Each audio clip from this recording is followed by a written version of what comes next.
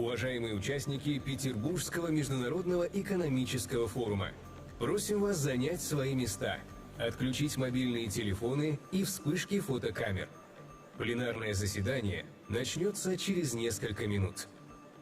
Dear participants of the St. Petersburg International Economic Forum, you are kindly requested to take your seats, switch off your mobile phones and disable the flash on your cameras. The plenary session is starting in a few minutes.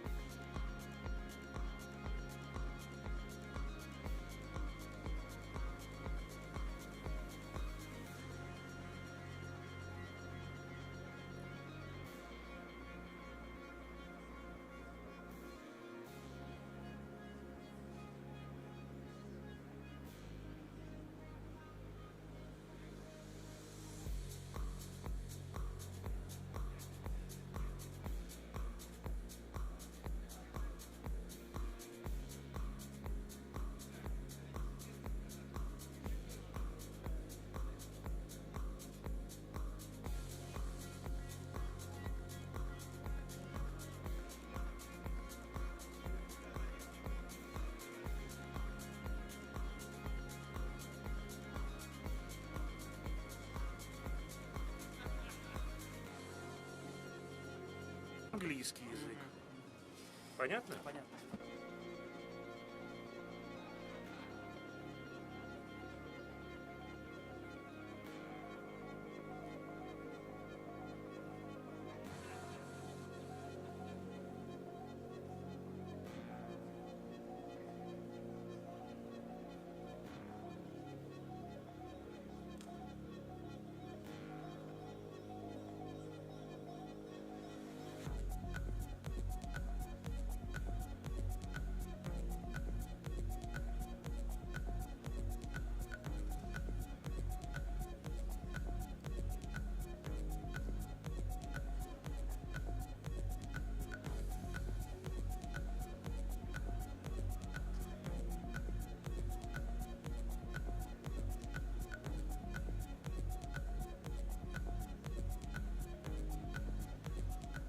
Уважаемые участники Петербургского международного экономического форума, просим вас занять свои места, отключить мобильные телефоны и вспышки фотокамер.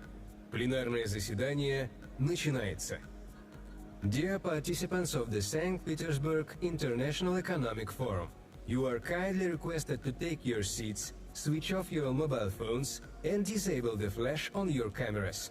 The plenary session is starting now.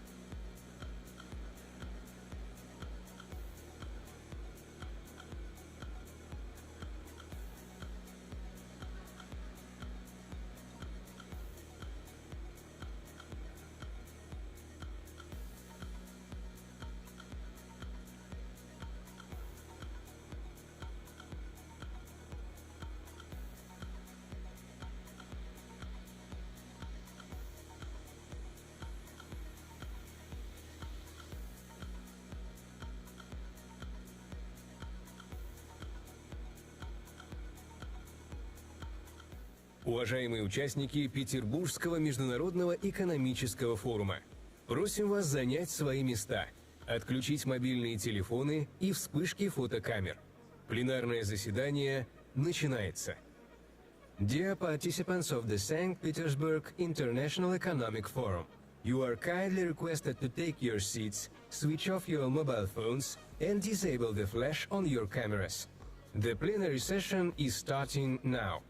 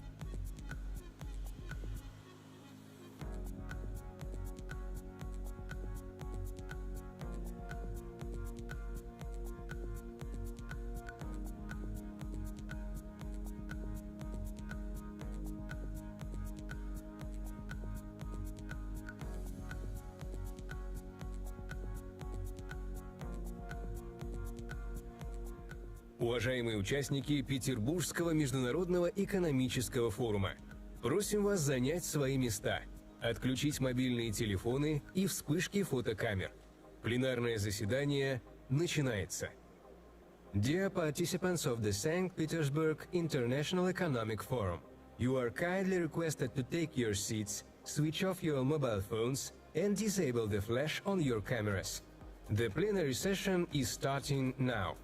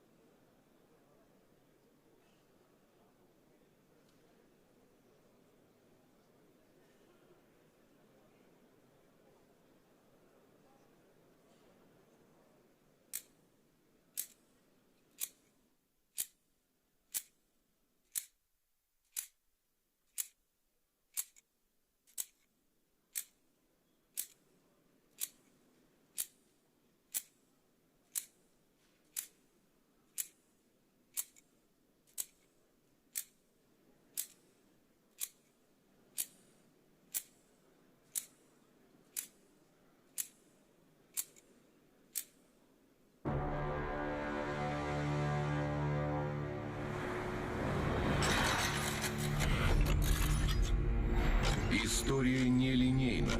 History is non-linear. It knows moments when humanity stood in silence before a choice, war or peace, separation or cooperation, chaos or stability. 1780. America and Europe are undergoing turbulence. There's the war of independence going on in the US, but Russia changes the rules. Catherine the Great takes the declaration of armed neutrality to protect neutral navigation. For the first time in history, law prevails over arms, order over chaos. 1942, the world is facing a lethal threat. Two systems are in opposition, but pragmatism prevails. The USSR, the UK, China, the USA enter into an anti-Hitler coalition because serious challenges require union. 2015, Syria is on the brink of collapse. It seemed Libya and Iraq would be repeated here, but Russia proposes the Astana dialogue, bringing together at the negotiating table irreconcilable enemies. The threat of terrorism has been ended. Right now, the world is entering the era of irreversible changes, fight for resources, conflict, opposition. The decisions made today will determine the fates of millions, but there is a power in the world that can put an end to destructive trends. A country which remembers the lessons of history and stands willing to cooperate for decades to come. And this power is Russia. This is the place where dialogue begins. This is also the guarantee that agreements will function. Pragmatic dialogue, path to stable future.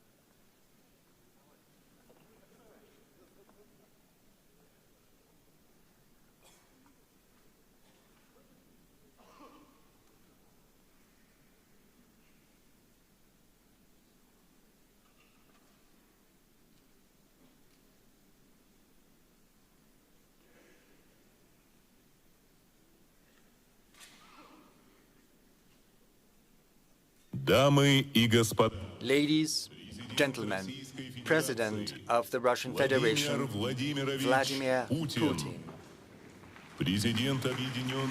President of the United Republic of Tanzania, Samia Suluhu Hassan, President of the Republic of Uzbekistan, Shavkat Mirziyoyev, Vice President of the People's Republic of China, Zheng, Moderator of the plenary session, Gita Mohan.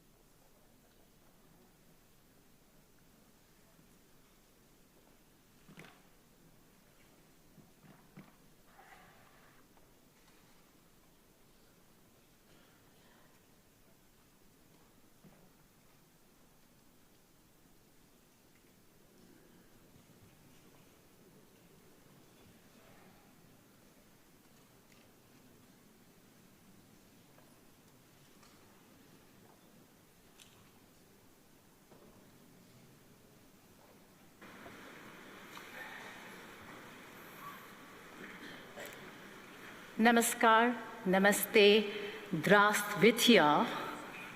Hello.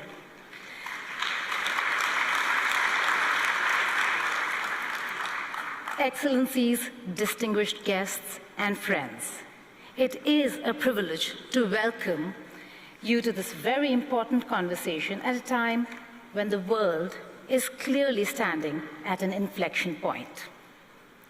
For decades, the global economic order was shaped by a few powerful capitals, a few dominant institutions, and a few accepted rules of engagement. But a new global economic order and architecture is emerging, one that is more diverse, more contested, of course, but also more representative. The countries on the stage reflect that shift. We have Russia, a major power at the center of today's geopolitical realignment. China, one of the world's largest economies and a defining force when it comes to AI, trade, and infrastructure. We also have Uzbekistan, representing the rise of Central Asia and as a region of energy, connectivity, and geostrategic opportunity. And then we have Tanzania, an important African voice led by one of the most significant women leaders of our time.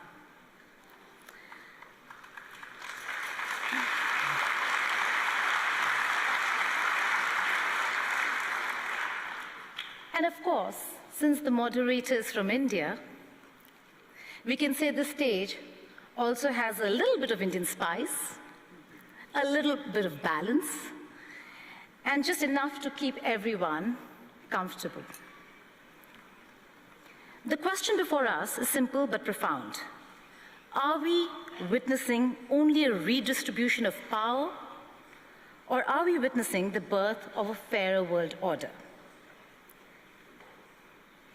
The era of being lectured, pressured, or bullied is seriously being challenged. At the same time, independence is not easy. Strategic autonomy comes with costs. So today's discussion is not merely about geopolitics. It is about price of sovereignty, something President Putin has emphasized time and again. Can countries protect their national interest without being forced into camps or being sanctioned? It is about whether a multipolar world will be genuinely fair or simply replace one center of power with several competing centers. It is about whether BRICS and South-South cooperation can move from rhetoric to real economic instruments.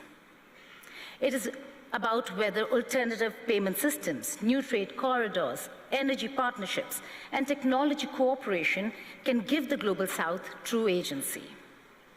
And it is about a new world order where countries no longer want to be spoken for, but want to speak for themselves. With that, let us begin our conversation today. I'd like to begin by inviting President of the Russian Federation, Honorable Vladimir Putin, for his opening remarks.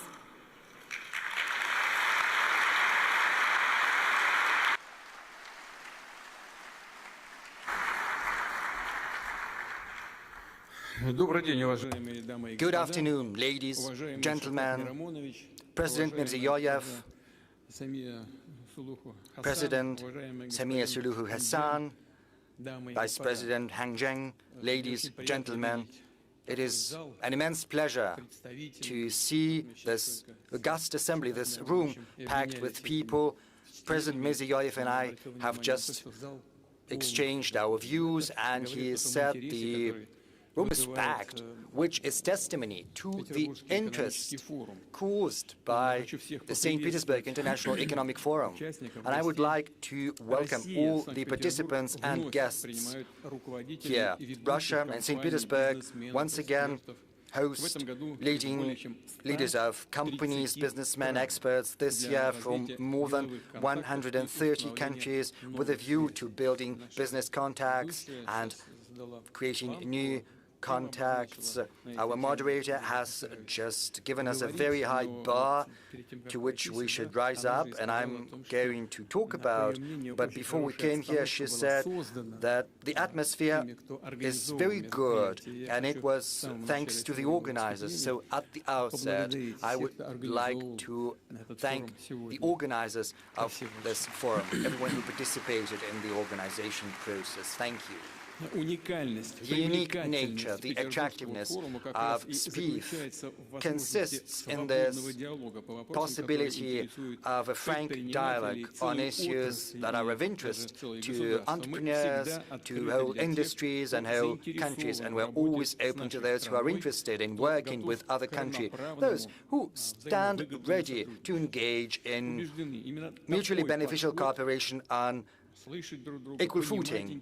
This approach, which consists in listening to one another, understanding the interests of one another, arriving at common solution, that is what harmonious path of development is all about.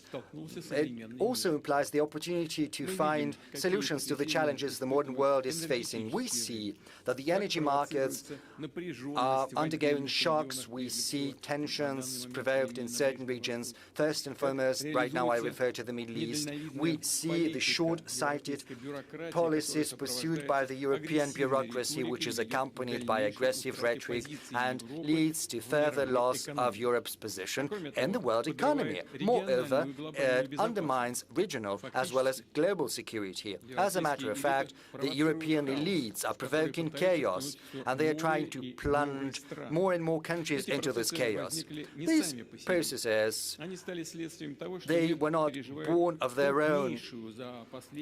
This is the consequences of the fact that over the last decades the world is undergoing the most profound structural transformation, which is not a transition from one stage to another of the cycle.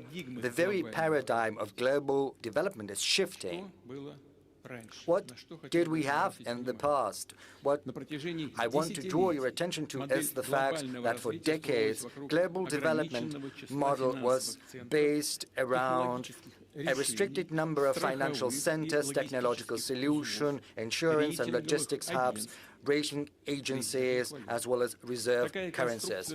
And this architecture was portrayed as universal, as something that fits allegedly everyone, and hence allegedly neutral.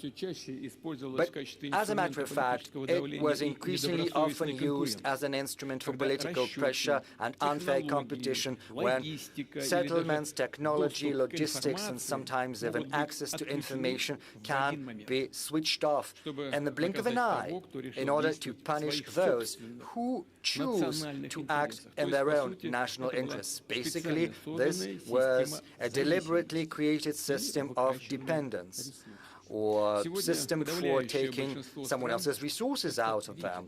Right now, the overwhelming majority of countries see that, and this is something that is seen by entrepreneurs, banks, industrial companies, farmers, as well as transportation companies. They see that their investment plans to develop their business can face serious risks, that the external infrastructure they use can be turned against them. That is why countries begin to pursue their own technological solutions, building their own supply routes as well as institutions. Russia feels the full brunt of these changes.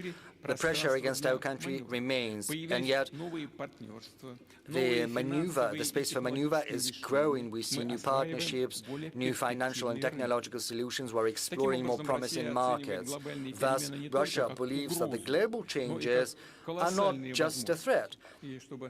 They also carry enormous opportunities, and to seize them, we're trying to act swiftly and pragmatically. I will reiterate, this current turbulence goes back to the fact that from a vertical hierarchical model which served the interests of a very small group of countries, the world is transitioning to a distributed, more comprehensive multipolar system. What am I referring to? The structure of growth is shifting in favor of new centers of development and the countries of the global south. Colleagues, you see that very well, and this is not a declaration. This is objective realities, because the countries I'm referring to see a growth of population, they see the birth of middle class, a surge in their industry, an expansion of their domestic market, which means new cities are being built, just as roads, ports, energy and digital grids. They built their financial, educational and scientific centers. I would like to say in that regard that the world is becoming more equitable, fairer, because economic growth is extending to a growing number of countries, giving billions of people who used to be at the periphery of the global economy new opportunities. Importantly, new centers of growth want to select their trajectory of development on their own. They want to get greater share of value added, build their own logos and standards as well as competences. So if you look at the global GDP dynamics of the last 5 years, you will see that almost half of its annual growth,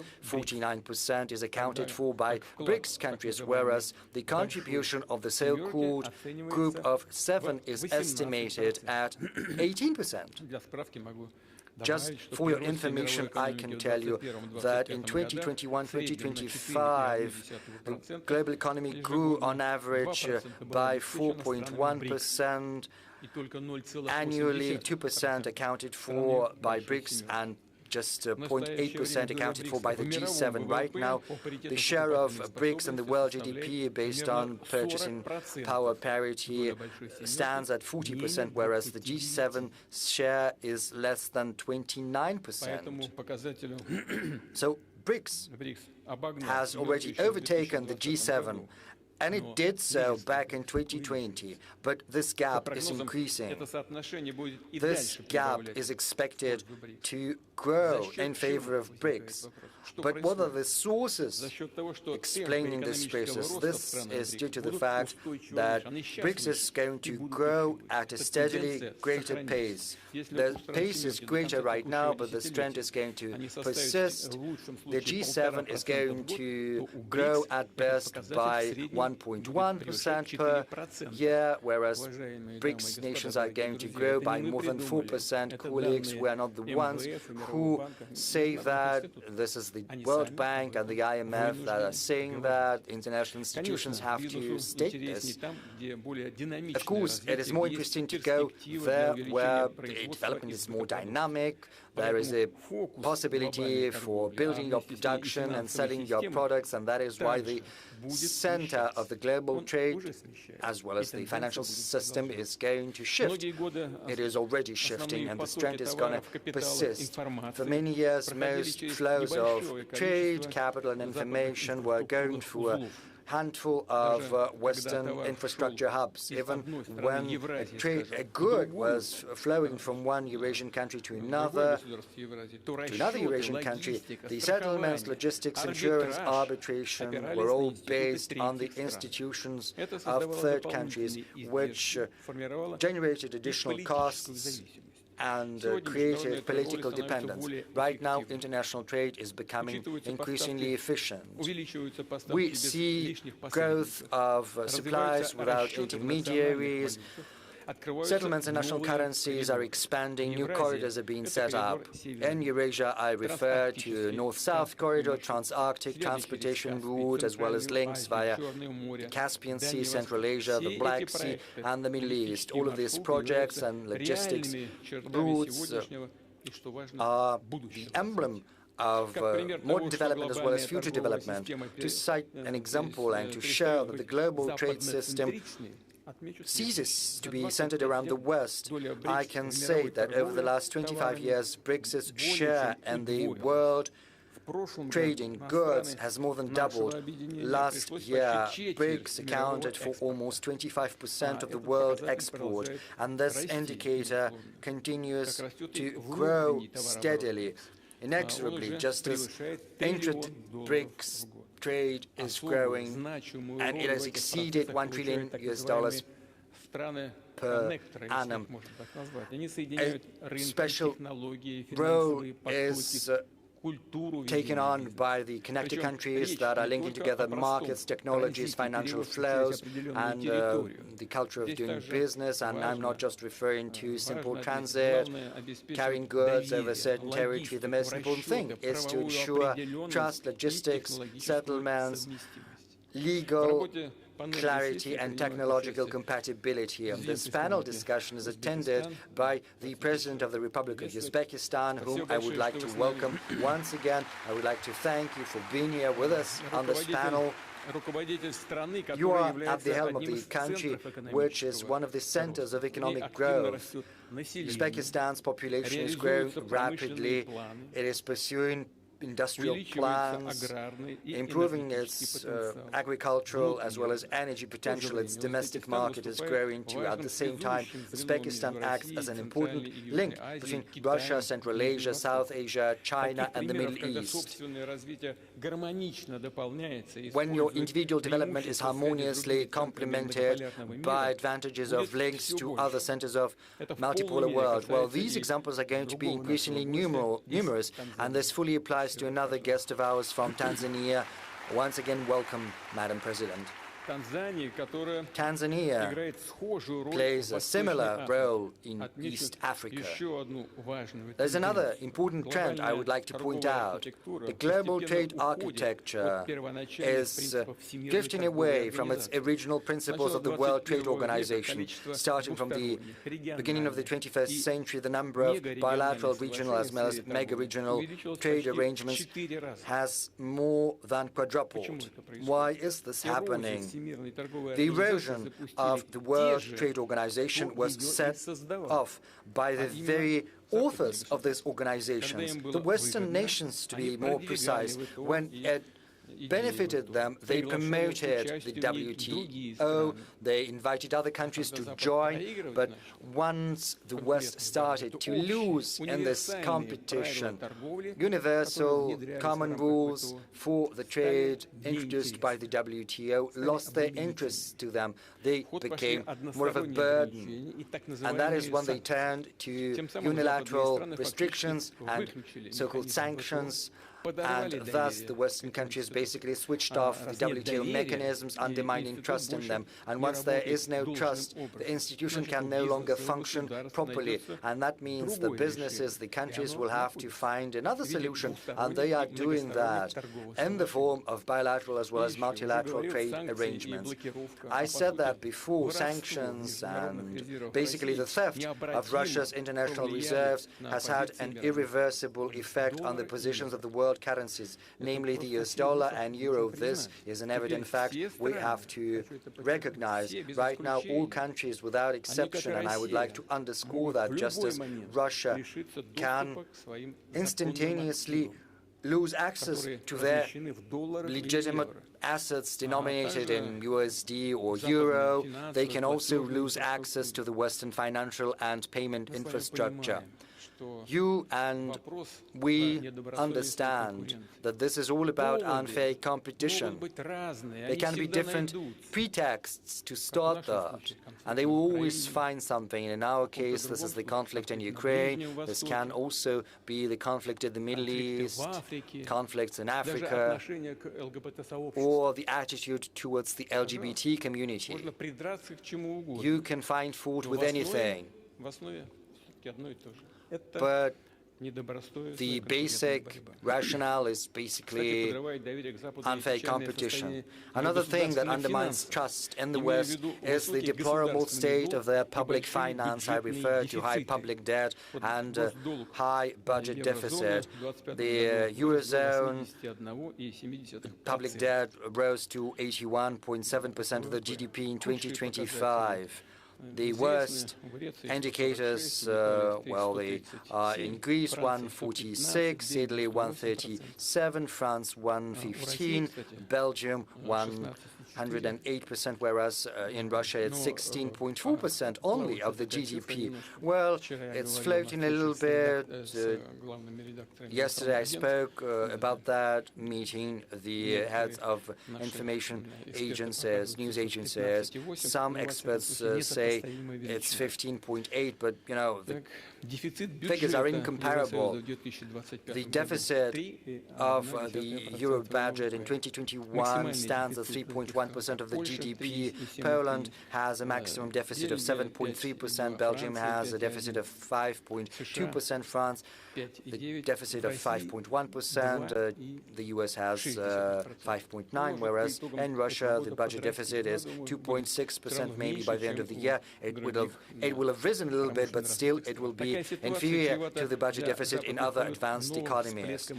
This situation is fraught with the possibility of a surge of inflation, which happened back in 2021, 2022, when just in 2 years the prices in the Eurozone and the US grew by 14%, and that means that countries of the world are decreasing their assets. In the West, they are transitioning to payments in national currencies. They are making wider use of alternative payment systems, increasing the role of digital financial assets as well as the digital currencies of their central banks. Russia is mostly using national currencies in its trade contacts with our leading partners. The share of ruble in our exports stands at 65% or so almost 2/3. I would like to underscore that the world needs a modern, agile and responsible financial architecture without any risks of restrictions or barriers, rather with incentives for sovereign development. These instruments have to decrease costs, speed up settlements, increase access to funding. And of course, we have to make sure there is no tax evasion, no fraud, no money laundering. This is something that has to be in our spotlight always. Historically, the West has been seen by other countries as the source of technological development. But right now, we see some fundamental shifts in this context. Over the last 25 years, the BRICS countries have significantly increased their high-tech export. Right now, it has risen to more than 1/3 of their global supplies, which means that the global technical leadership is shifting. This is a gradual process, and yet it is already ongoing. Our strategic partner, China, has most patents in artificial intelligence. Incidentally, Russia also has very good, promising advancements there. Let's give a round of applause to the Vice President of the People's Republic of China, whom we would like to welcome. Another key partner of ours is India, which is one of the leading players in the IT industry. It accounts for a significant share of the global software market. Russia also ranks high in the implementation of digital platforms such as trading, marketplaces, solutions in finance and urban services, healthcare, as well as education, which help improve the quality of life of our citizens in Russia and beyond, in dozens of countries where they are vying successfully with similar solutions from abroad. We are also leaders in nuclear. More than 80% of construction processes in NPPs in the world market are conducted with the participation of Rosatom. More than 80%, which is a very significant figure. We have very good engineering as well as technical groundwork in managing water and energy resources, which is gaining an increasing attention in Asia, Africa, and on the world in general. I believe colleagues participating in the panel discussion will agree with that. It is evident that the global transformation is mostly due to technical progress. Experts believe there are 3 key technologies for today and for tomorrow that are capable of transforming the lives of our citizens, how our business is being done, and how the government is operating. I refer to artificial intelligence, which allows processing big chunks of data and making the best solutions in almost all fields. Another technology is autonomous systems, which can radically increase labor productivity and transform whole industries. And third, platform-based solutions, which allow market participants to work directly in real time and autonomously to exchange information and to conclude deals. Experts and scientists believe that the countries and groups of countries that have their own set of technologies in AI, autonomous systems, and digital platforms will become centers of sovereignty in a multipolar world. Moreover, without these technologies, real sovereignty is going to be unachievable. I would like to underscore the technological base is of paramount importance to countries with big population, vast territories, and unique cultures. These countries can't act as simply consumers of solutions offered by someone else. Otherwise, they risk becoming subject to foreign control via foreign platforms. And the question is how these platforms are going to be used. So big countries, two civilizations, are facing a historical choice. Either they come up with their own platforms and technological systems, or they are relegated to the digital periphery. And one should not be laboring under any delusion. First, foreign services can be very convenient, but then sooner or later you will see what the price of this dependence is gonna be. Russia has learned its lesson. We saw that certain suppliers of software left the market. We saw payments blocked. We saw how politics interferes within commercial relations. That is why we're going to strengthen our critical infrastructure, and we will only cooperate and interact with those partners that honor mutual reciprocal obligations and commitments. We have this experience with the People's Republic of China for many years. China is Russia's strategic partner, a genuine one. Our economic cooperation covers almost all fields, from high-tech to transport to mechanical engineering to energy. Distinguished friends, as I said, the global leadership in the world economic ties is conditional on whether the country can ensure its own sovereignty. I wouldn't be exaggerating if I say that this race for sovereignty has started, has kicked off, and it's gaining traction. We're not just talking about the capability to oppose external pressure and defend national interests. This is about the quality of the government, the economy, and society. Sovereignty implies being smarter and being stronger. That means being able to better manage your resources, to better invest, including in your technical development. I will highlight that genuine sovereignty requires efficiency. We can't say that we are sovereign, and that is why we can afford to be expensive, slow, and inconvenient. Quite the contrary. In each and every field, we have to act the best, with the greatest efficiency, producing better, increasing the income of the government, business, and citizens. In difficult environment, Russia continues to reinforce its sovereignty rather than being isolated. It expands its circle of partners. It's true that the economic dynamics is moderate, and we'll probably get back to that, but I would like to remind you about the task fixed before the government starting from next year. We need to resume steady growth of our economy. We can only do that if we increase capital expenditure, launching a new investment cycle. In 2021-2024, investment growth in Russia was almost 38% in real terms. Last year, of course, there was a certain drop. I would like to draw your attention to the following fact. The launch of the new investment cycle is the key task of the economic authorities, whereas growing the investments is the most important KPI. It's important that economic growth should be well balanced, it should be based on domestic demand and combined with further reductions in inflation. And inflation has slowed down significantly and it keeps going down. I think I mentioned that inflation in this year is expected to be around 5.2%. Colleagues and I are in regular discussions about the economic agenda, and I would like to point out that the industrial output, the GDP and consumer activity in Russia, all of that is now in the black.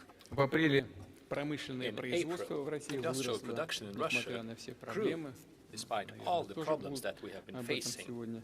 I think we'll face questions about that today too. At least in April, industrial production in our country grew by 1.9%, including the processing industry by 3.1%. While the retail volume of trade increased by 6.5%. In April this year, the GDP grew by 1.3%, and in January to April this year, the GDP grew by yet another 0.2%. Here's what I would like to say. We do hear certain criticisms from all parts, saying that we're going down. Yes, we have gone down to the exact level where the countries of the Eurozone have been for the past many years.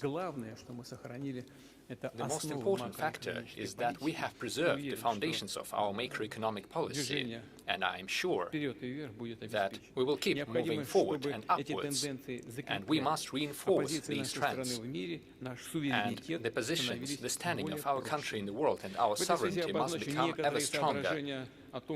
Therefore, I would like to share certain ideas about what kind of sovereignty we require. Firstly, as stated previously, a sovereign economy is based on end-to-end integration of technologies, the use of advanced solutions, which simplify the work of businesses and automate numerous processes, and thereby assist us in increasing productivity and the economic efficiency in general. This is especially relevant in the areas of defense and security. Russia is showing good results in the integration of digital platforms in all the areas of our economy. Speaking of e-commerce, we see about a 30% growth a year in this field. Our country is one of the global leaders in this area. This shows the quality of Russia's digital platforms that bring benefits to the Russian producers and foreign suppliers as well. Today, I mentioned our friends and partners from the Republic of Uzbekistan. I will give you an example. The volume of trade in Uzbekistani goods using the Wildberries platform alone in 2023 amounted to $418 million. That was in 2023. In 2025, it amounted to almost $1.5 billion, potentially reaching more than $2 billion this year. What does this mean? The producers of various kinds of goods, including small and medium-sized enterprises and producers, use this platform to access the Russian market. And more than just the Russian market, they have access to other markets as well. And the volumes keep growing. And the people work more efficiently and make more money. Small and medium-sized enterprises are developing. And at the same time, this happens using modern logistics, modern systems of taxation and fee payment, and we can only welcome such solutions. The volume has already grown by 3.5 times and continues to rise, thanks to access to all the consumers on the Eurasian economic space. and access to the partner countries, for example, in the dynamic African continent. This is also what we see using our platforms. Today, this Russian platform opens opportunities for businesses to reach more than 500 million potential customers across the world, and the numbers keep growing. Therefore, Russian digital platforms become a true driver for developing our partners' economies. The introduction of platforms in Russia involves trade, transportation, finance, logistics, tourism, as well as healthcare, education, media, and other spheres. We must build up work in this area and continue integrating digital platforms using artificial intelligence and autonomous systems. We have adopted a national AI development strategy. I will ask the government to prepare similar national strategies for the development of autonomous systems and digital platforms.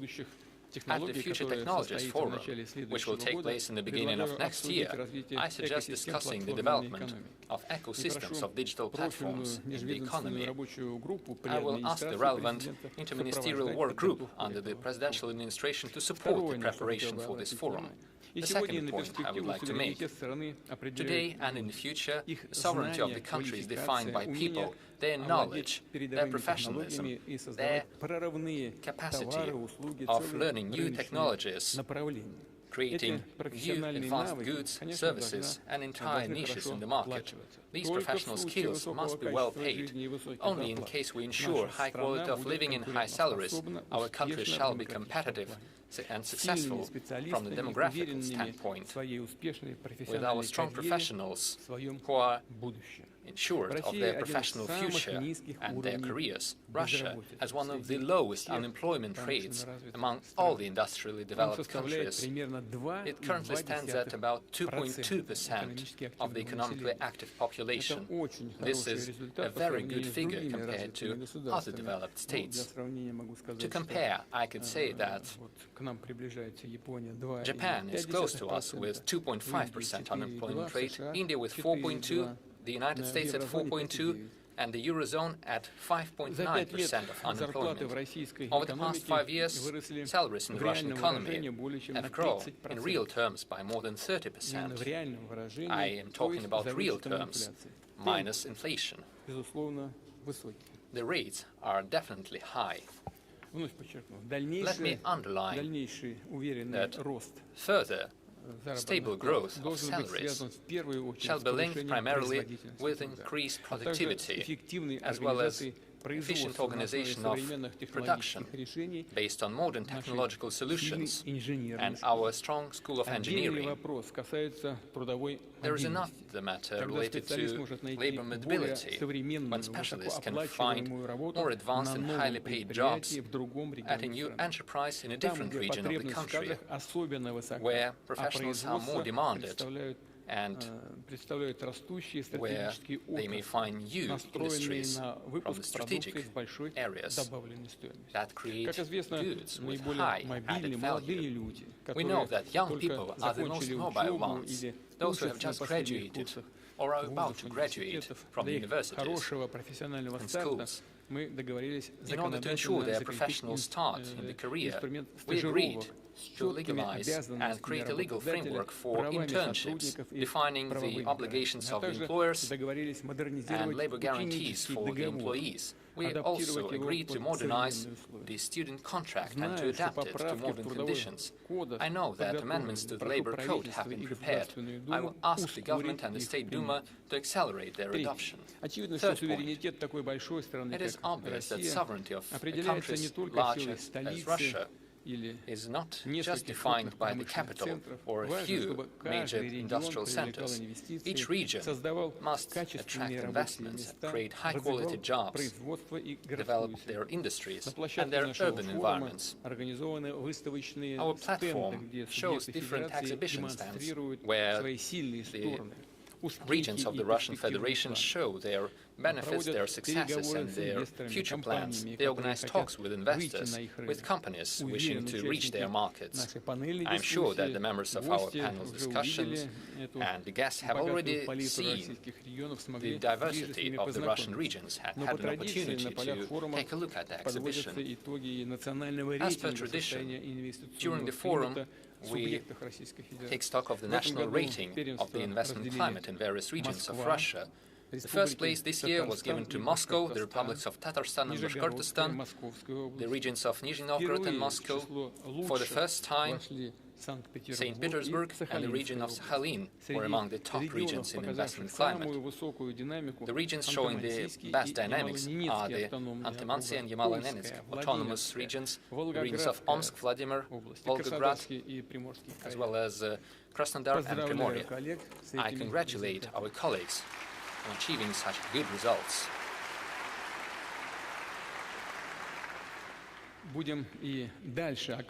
We shall continue providing the necessary financial support to the regions, including using the infrastructural budget loans.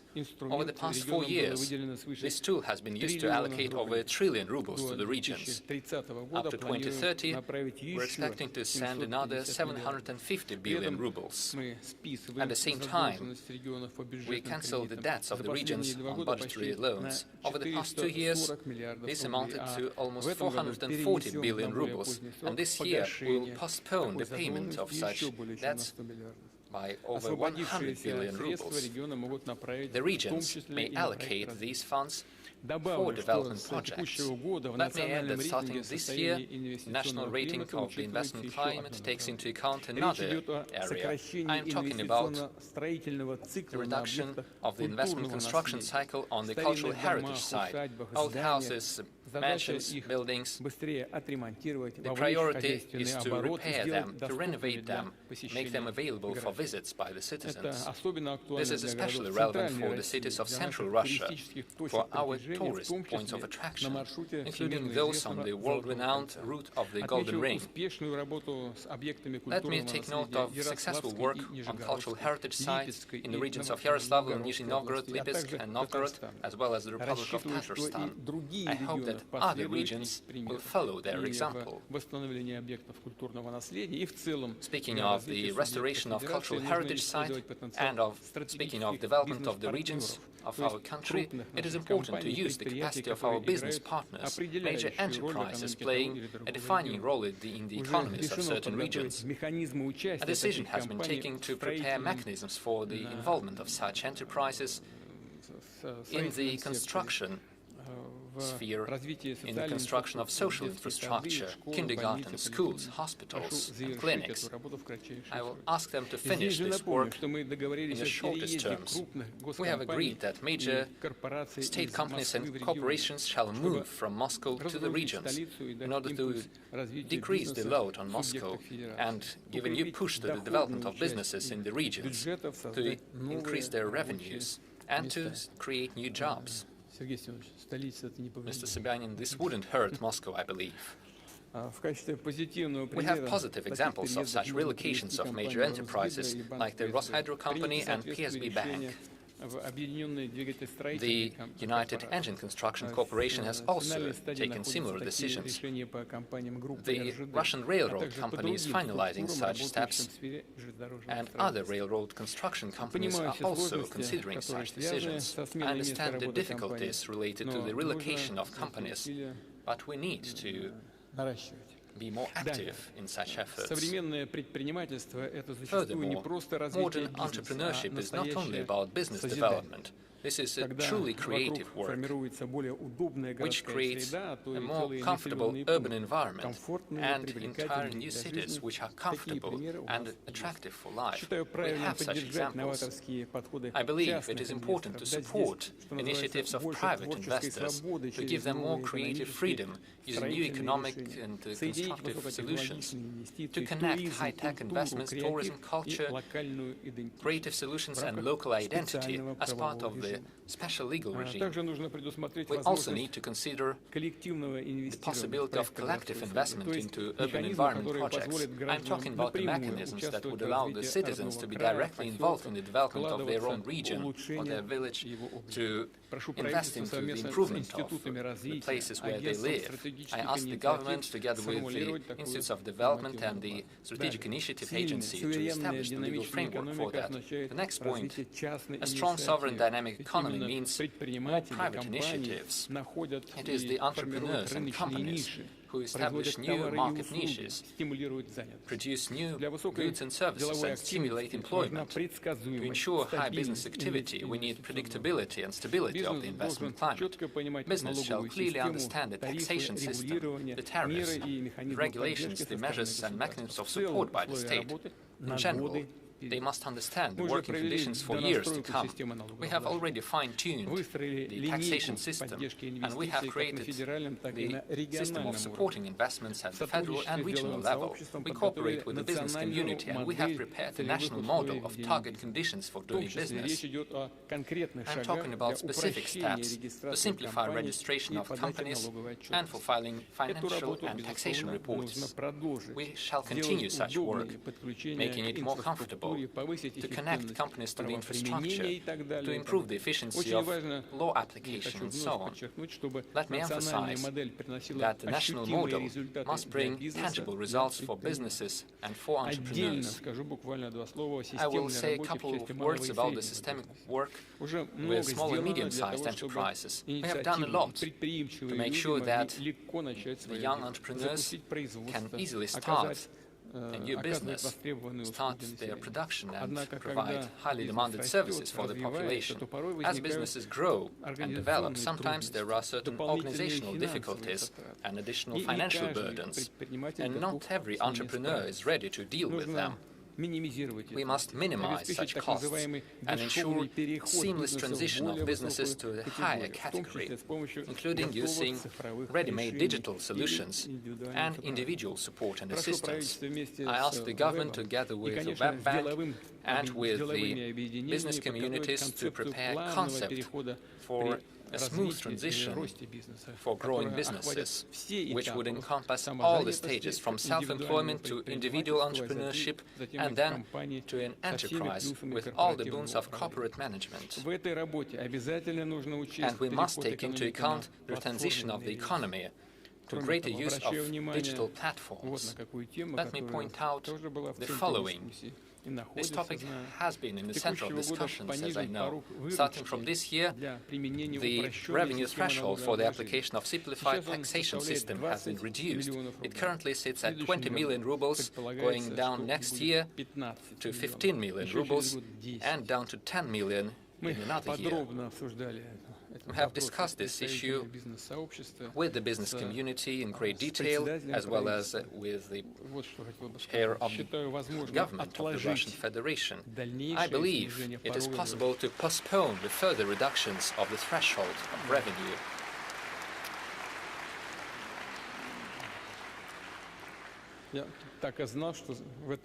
I knew that there would be a vivid reaction to these words from the audience. We must keep this at the current level. I will not give the specific timelines, but the further the better. I asked the government, together with the members of the State Duma, to take the necessary amendments, and together with the representatives of business communities, I suggest thinking about more preferential and comfortable rates and conditions for small and medium-sized enterprises in the production areas. I think this would have a positive effect on establishing a more fair and competitive business environment. This task of the so-called whitening of our economy has been set forward, and we will advance in finding a solution. And the next point, a strong and sovereign country cannot be closed off or isolated.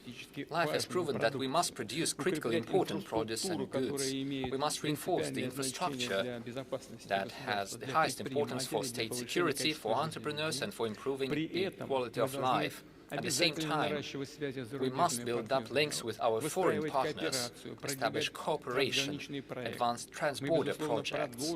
We shall continue carrying out our plans to expand our automobile roads and railroads.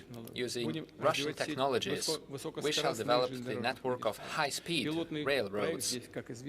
We already have the pilot project, the Moscow-St. Petersburg Railroad. We shall also expand the capacity of seaports and the Trans-Arctic Transportation Corridor as a global artery. We shall develop Russian trade and icebreaking fleet, build tankers and other vessels of different classes. Our goal is to become one of the top 10 countries in the deadweight of our trade fleet. I ask the government, the transportation ministry to continue working to increase the attractiveness of our national trade flag. Our own logistical and industrial, technological and financial resources and the predictable environment for businesses and professional development are great competitive advantages in the global market. These are the preconditions for successful work with the countries and the investors interested in cooperation and partnership, with those who want to build up mutually beneficial alliances with us, those who want to invest into Russia, into joint businesses, and invite our Russian companies for cooperation. I am sure that the organization of events such as the St. Petersburg Economic Forum shall make a great contribution into this major and very important work, allowing all of us to achieve new success, to ensure the flourishing of our countries and people. Thank you for your attention.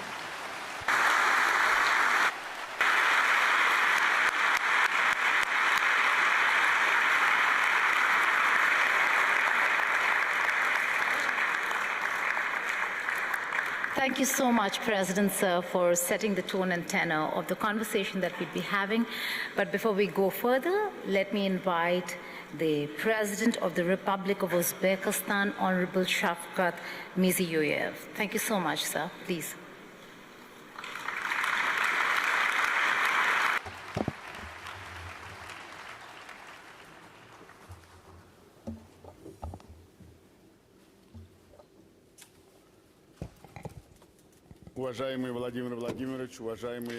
Dear Vladimir Vladimirovich, esteemed heads of state and government, ladies and gentlemen, first of all, I'd like to express my sincere gratitude to the President of Russian Federation, His Excellency Vladimir Vladimirovich Putin, for this hospitable invitation and all this warm hospitality, and we all feel it here in St. Petersburg. I would also like to welcome Her Excellency, the President of Tanzania, Madam Samia Suluhu Hassan, and His Excellency Mr.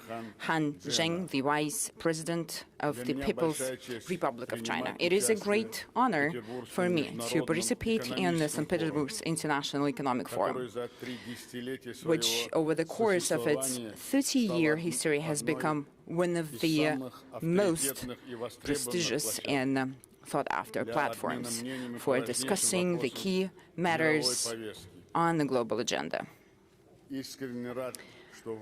I am delighted to be back in St. Petersburg, the cultural capital of Russia, a city with a special history linked to Uzbekistan, spiritual closeness and human destinies. That's the connection we have. During the harsh war years, many Uzbek people participated in the defense of Leningrad, while Tashkent sheltered more than 1.5 million evacuated children, women, and elderly people. The memory remains part of our shared moral fabric, the memory of the victory we share.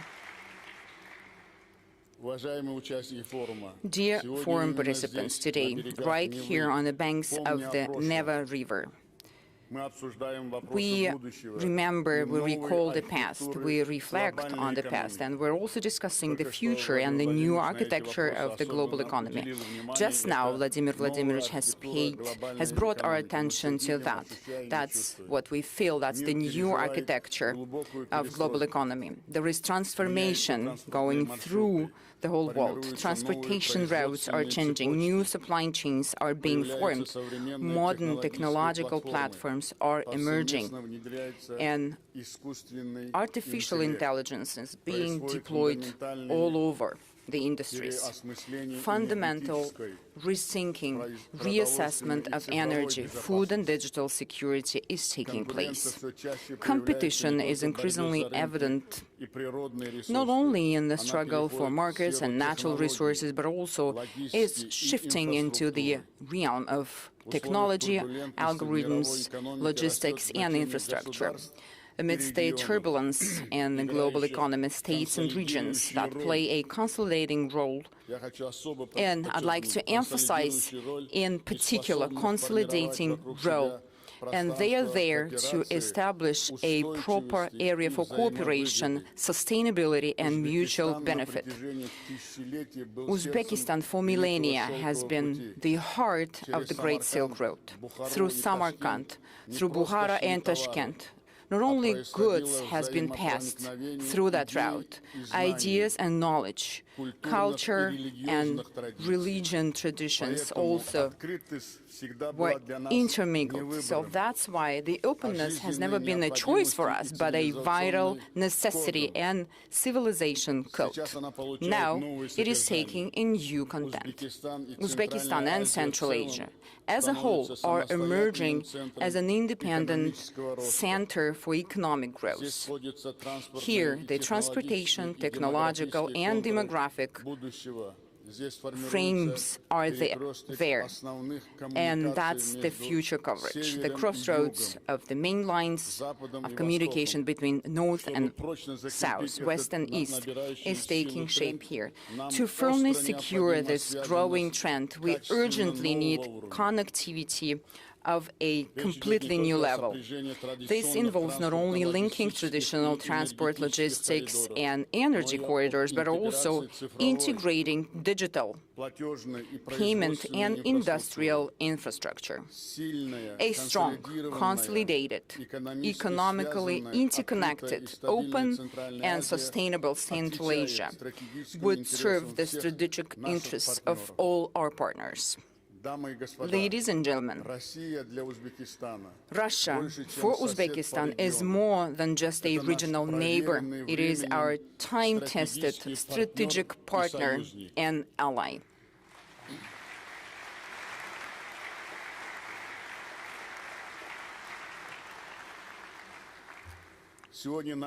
Today, our relations have entered a new era. Our cooperation has become multi-level, multifaceted. We've progressed from just simple trade in goods and commodities to complex industrial chains, technological alliances, joint engineering, and localized production. According to our statistics, mutual trade turnover has more than tripled over the recent 10 years, rising from $4 to $13 billion. The current portfolio of joint projects with Russia exceeds $50 billion. Trade and economic cooperation between the regions of our two countries is steadily expanding. Our main partners are involved completely, Moscow and St. Petersburg.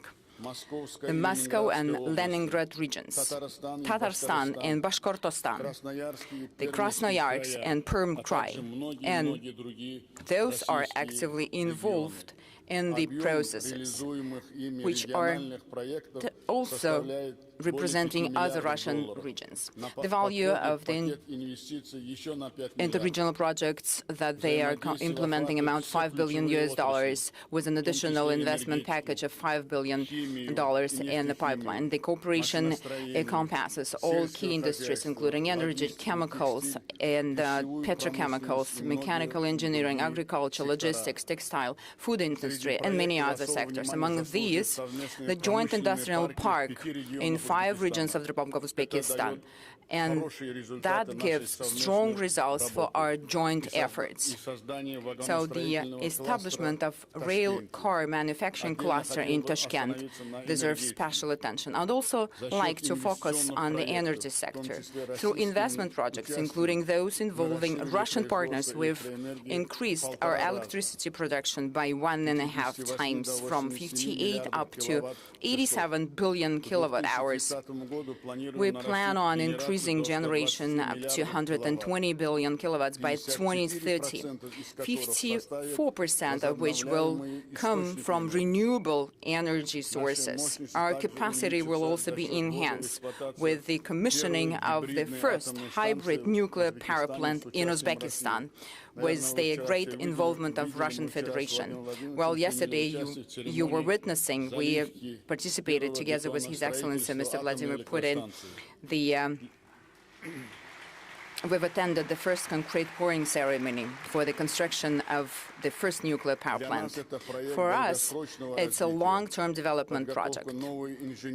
We also develop our new School of Engineering. We adopt advanced technologies. We also intend to collaborate in other areas of the peaceful use of atomic energy, such as medicine, agriculture, industry, and science. Dear friends, under current conditions and circumstances, technological and industrial cooperation between Uzbekistan and Russia should not be confined to bilateral level only. We are focusing on broader areas of cooperation, spanning industrial potential, resources, markets, and expertise. Therefore, we are initiating the formation of a Eurasian technological industrialization belt. This is an interconnected system of industrial and technological clusters united by a single digital platform for industrial cooperation. We're talking about creating full-cycle chains, from technology development and personnel training to the localization of industrial manufacturing and entering into foreign markets. We propose implementing this initiative on the basis of the already proven platform Innoprom Central Asia. And I'd like to emphasize here that within this period of time, within these years, we were able to gain great experience of joint efforts. It is held annually in Tashkent. This approach will enable businesses to find partners directly and establish mutually beneficial relationships. Ladies and gentlemen, well, indeed, digitalization is a promising area of cooperation. There is no doubt in that, as it is becoming a new language of economy. While infrastructure used to mean roads, pipelines, and power lines, today it primarily entails digital platforms. They form an entire ecosystem comprising jobs, logistics, payment services, and new export opportunities. Uzbek businesses are actively developing digital solutions and are open to technological partnership with a wide range of countries. For instance, our sales volume has increased 3.5 times over the last few years through Russian marketplaces, and Mr. Putin has mentioned that as well in his welcoming remarks in his address, and I'd like to emphasize that as well. And digital services reaching over $1.5 billion, that's quite a strong result, I think, and it's a great perspective for our future cooperation. To deepen our cooperation, we propose creating a joint digital ecosystem. This could initially include aligning regulations for digital trade and urban services, further promoting Uzbek and Russian brands on mutual platforms, establishing a unified digital employment profile, and developing artificial intelligence-based products. This will open up new markets for businesses and will provide our nationals, our citizens, with additional income opportunities. At the same time, in the pursuit of digitalization, it is important to keep in mind that ultimately the individual human being is at the core of all transformations. Today, Uzbekistan is one of the youngest countries in the world, with more than half of its population being young people. That's not just a statistics. It is the source, the energy for development. It sparks new demand. It is our future. Our task today is not merely to provide young people with modern knowledge, equip them with that. It is also crucial to create an environment, conditions for them, where young people can master advanced skills and realize their potential. Cooperation in education and professional training plays a special role here. Uzbekistan is home to 32 branches of foreign universities.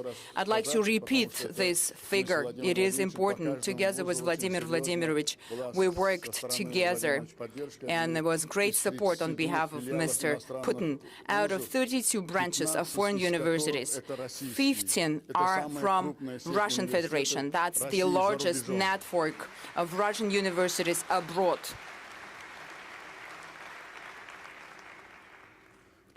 At the same time, vocational education is of a great importance, especially with an emphasis on implementing practice-oriented training programs.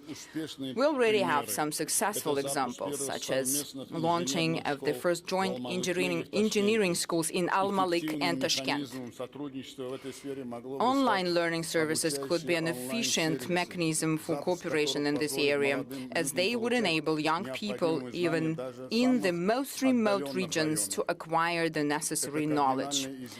That would fundamentally change the labor mobility model and elevate its organization to a qualitatively new level. So in that regard, we propose creating a joint online platform for human capital development. The platform will link education, professional training, and the labor market. The system could integrate educational programs, language and IT courses, support for young entrepreneurs, and access to employers.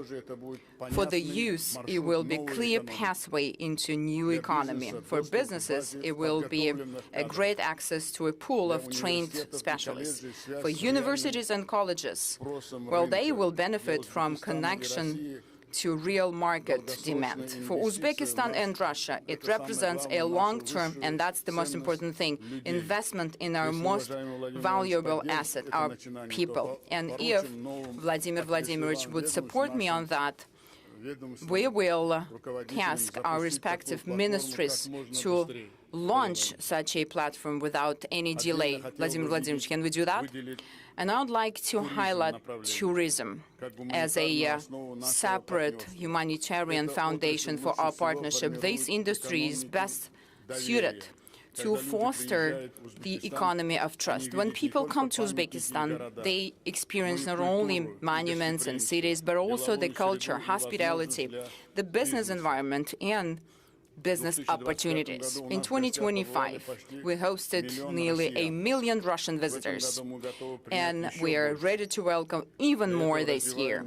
To this end, we are developing our tourism infrastructures, and not only that, but also creative economy. By 2030, creative economy will account for 5% of our GDP. Thereby, it will become one of the key drivers of economic growth. In order to strengthen cultural and humanitarian dimension of our cooperation, we propose launching the project named From Samarkand to St. Petersburg, and that will be Creative Tourism Corridor.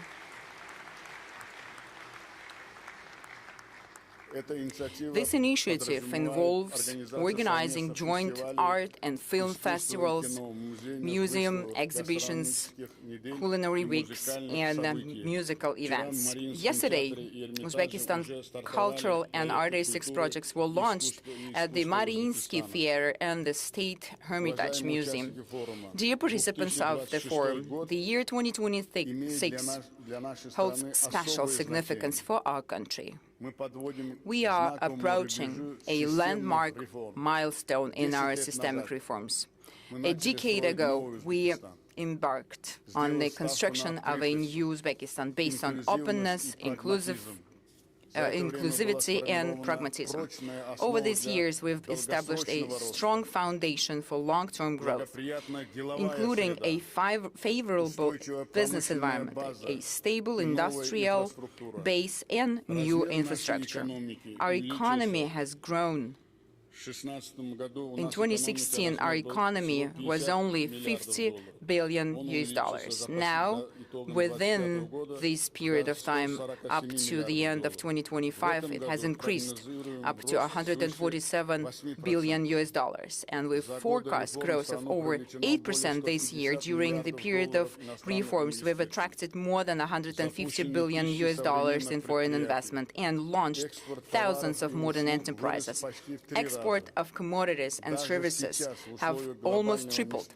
Even right now, amid global instability, Uzbekistan continues to demonstrate sustained growth. Our economy is becoming more diversified.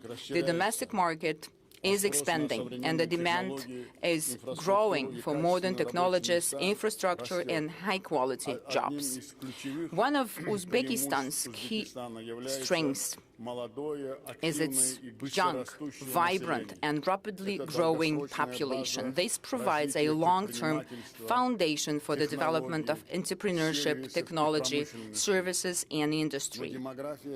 However, demographics alone do not guarantee success. This potential must be transformed into a powerful and intellectual resource, manifesting as competencies, productivity, and the capacity to create high value-added products and technologies. Since the beginning of our reforms, we've been committed to integrating market efficiency and social responsibility. This is the defining feature of the Uzbek model of economic development. The growth must be not only just rapid, it must also be sustainable, inclusive, and focused on improving people's quality of life. Over the last 5 years alone, the populational aggregate income has increased 2.5 times fold. Our main criteria are the high quality of life, human dignity, and unlocking the potential of every human being, every individual. The Uzbekistan 2030 development strategy is designed to achieve this very goal. Our aim is to raise the population's income to above average levels by this date. Transition of all sectors to a technological and innovative growth model, and increase the size of the economy by another 1.5 times to over $240 billion. Dear foreign participants, we are consistently creating all necessary conditions for global investments here in Uzbekistan. We are establishing a favorable business climate, improving market institutions, and increasing the level of competition and production potential. We invite present here investors to create new industrial value chains with the high value-added values. Our priorities are the deep localization of competences, production, and R&D, as well as the development of modern engineering and new export avenues. This is particularly important in the sectors where the new economy is taking shape today: industrial processing, agri-tech, biochemistry, robotics, digital solutions, artificial intelligence, and infrastructure projects. We see great potential for cooperation through public-private partnerships in the various sectors, including energy, aviation, education, and geology, and many other areas. We offer interested partners not only the access to growing domestic market, but also the access to neighboring countries and regions. Dear friends, Uzbekistan is a reliable and predictable country for the global business community. The trend of our economy towards the highest level of openness is objectively confirmed by leading rating agencies.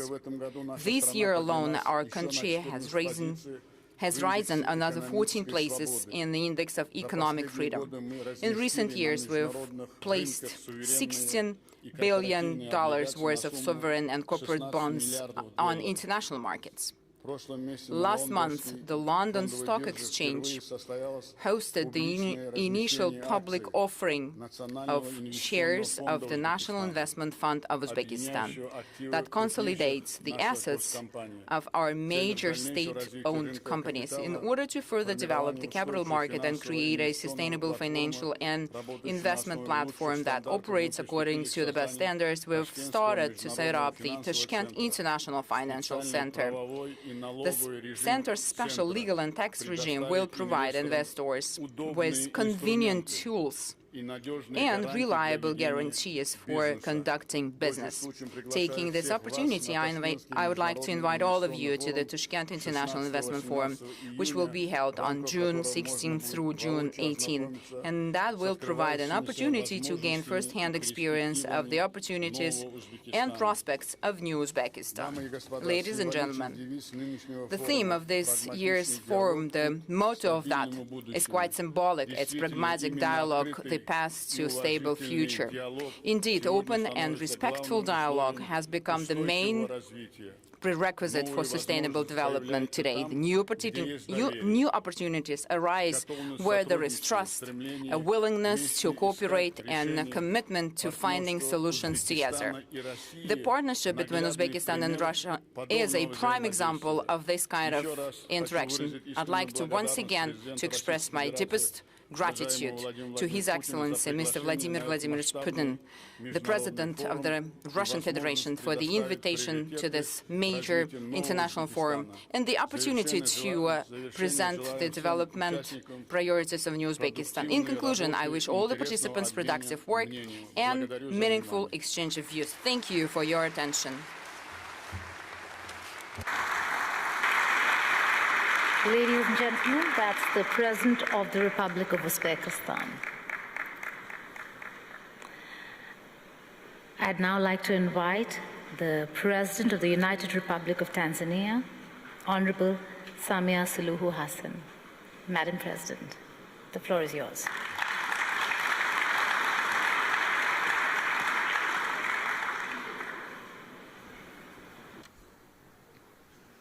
Your Excellency, Vladimir Putin, President of the Russian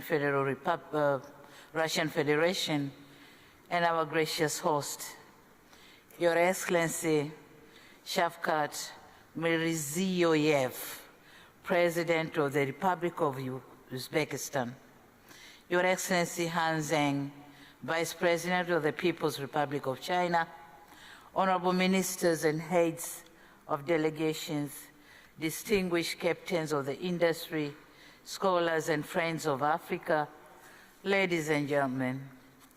At the outset, permit me to convey warm greetings from the fraternal people of the United Republic of Tanzania, greetings from the snow of Mount Kilimanjaro, the highest freestanding mountain in the world. Thank you. Greetings from the great plains of the Serengeti, where the wildebeest migration writes one of nature's oldest and most magnificent stories, and greetings from the Spice Island of Zanzibar.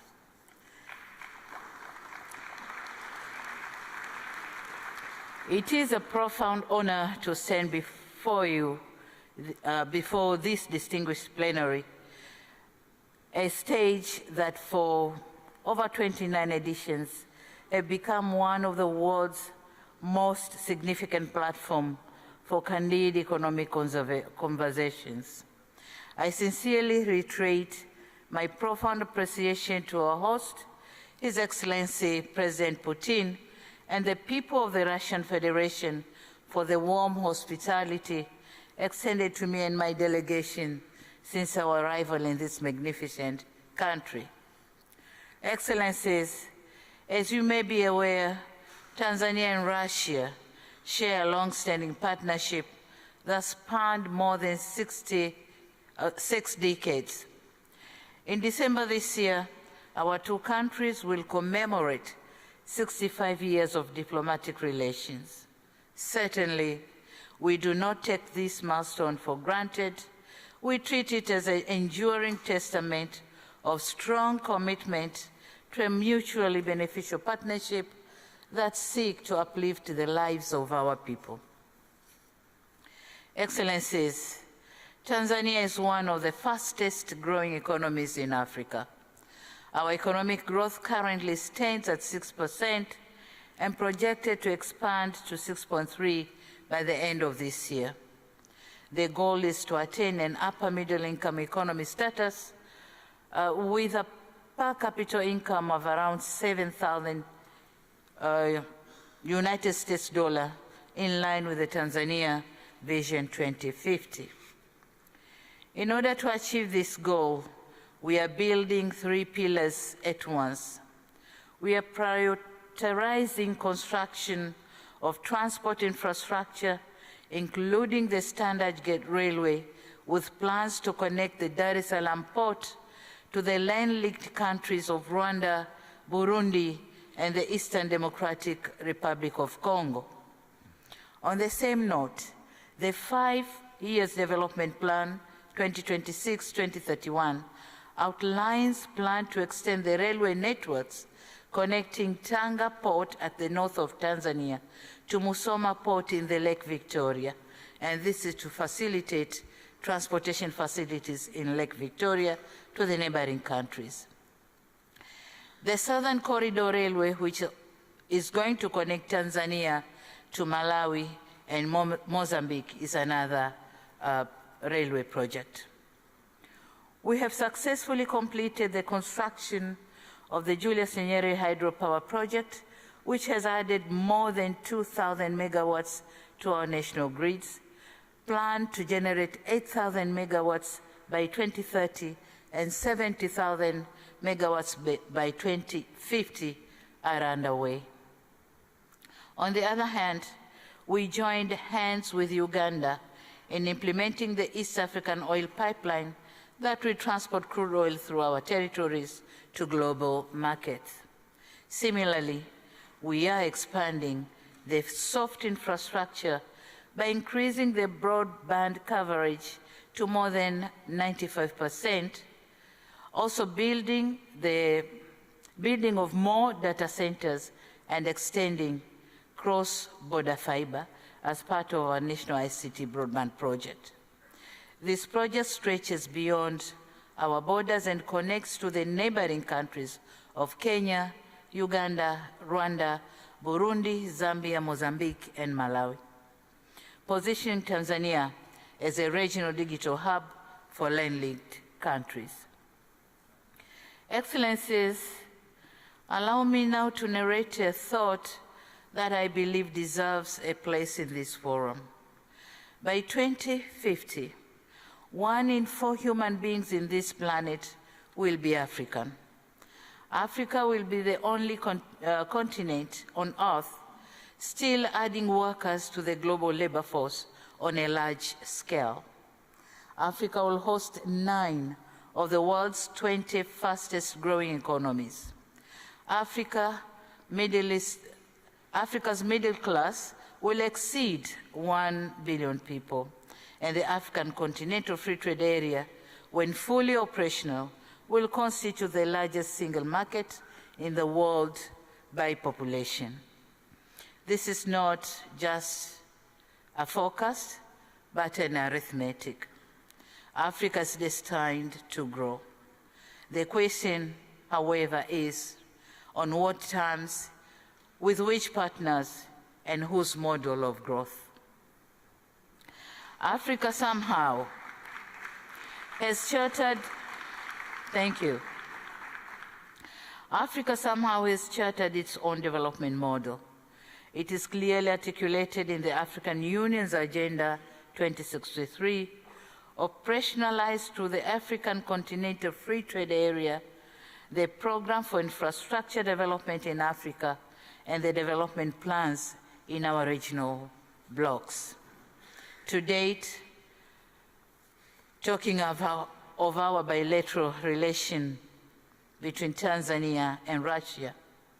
To date, relations between our investment authorities, the Russia's Roscongress, and the Tanzania Investment Authority have been formalized through signing a memorandum of understanding which will open a new bridge of business to Tanzania. Concrete steps have been taken to review our laws and regulations for purposes of creating favorable investment environment and henceforth attracting more capital investment. In 2025, we created a one-stop center for all investors coming to Tanzania. New companies can now register online within 24 hours.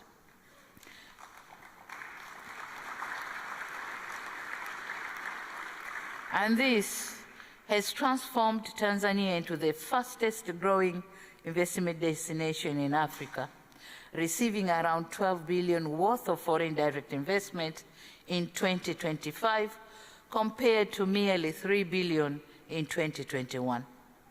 We are proud to say Russian enterprises have contributed to this growth trajectory. Our trade has equally remained steady at around $4 million annually. Tanzania is challenged to export more to Russia, and Russia is exporting more to Tanzania. Ladies and gentlemen, at this juncture, allow me to mention 5 main projects which we are here to seek partnership from international business community. First, we are delighted to inform you that Tanzania is embarking in one of the most ambitious port infrastructure development encompassing special economic zone. And this is being done just 4 kilometers north of our commercial city, Dar es Salaam. We are turning a small historic trade vicinity into a global hub of commerce, manufacturing, and maritime sector development. The Bagamoyo Special Economic Zone is our #1 flagship project, of which we welcome international enterprises to partner with us. Moreover, we are developing a complex Mangapwani port, transshipment port in our beautiful island of Zanzibar. The visibility studies for both ports are ready, and we are eagerly encouraging partners to join us in investments. Second, on mining and mineral beneficiation, we have endeavored to ensure that the existing wealth of gold, uranium, nickel, graphite, helium, niobium, and other rare earth elements bring us massive economic returns. Our national policy is clear. We intend to move steadily from being a producer of raw materials to a producer of finished products. We invite partners to invest with us in industrial parks that will give a real meaning of mining beneficiation. Third is on tourism. Tanzania is one of the world-renowned tourist destinations. Our remarkable hospitality industry continues to dominate the global tourism platforms. Last year, for the second time, the Serengeti National Park won the African Leading National Park at the World Travel Awards held in December 2025. At the same time, Tanzania has also been crowned as Africa's leading destination, and Zanzibar was awarded Africa's best corporate retreat destination. As part of our plan to attract tourists from Russia, we have designated our national carrier, Air Tanzania, the wings of Kilimanjaro, to begin direct flights between Dar es Salaam, Moscow, and Zanzibar. And this is going to begin. And this is going to begin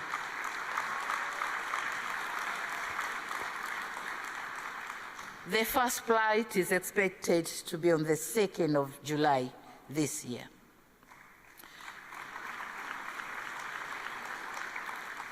We aim to increase the Russian visitors to Tanzania to 500,000 by the year 2030 and 1 million shortly after.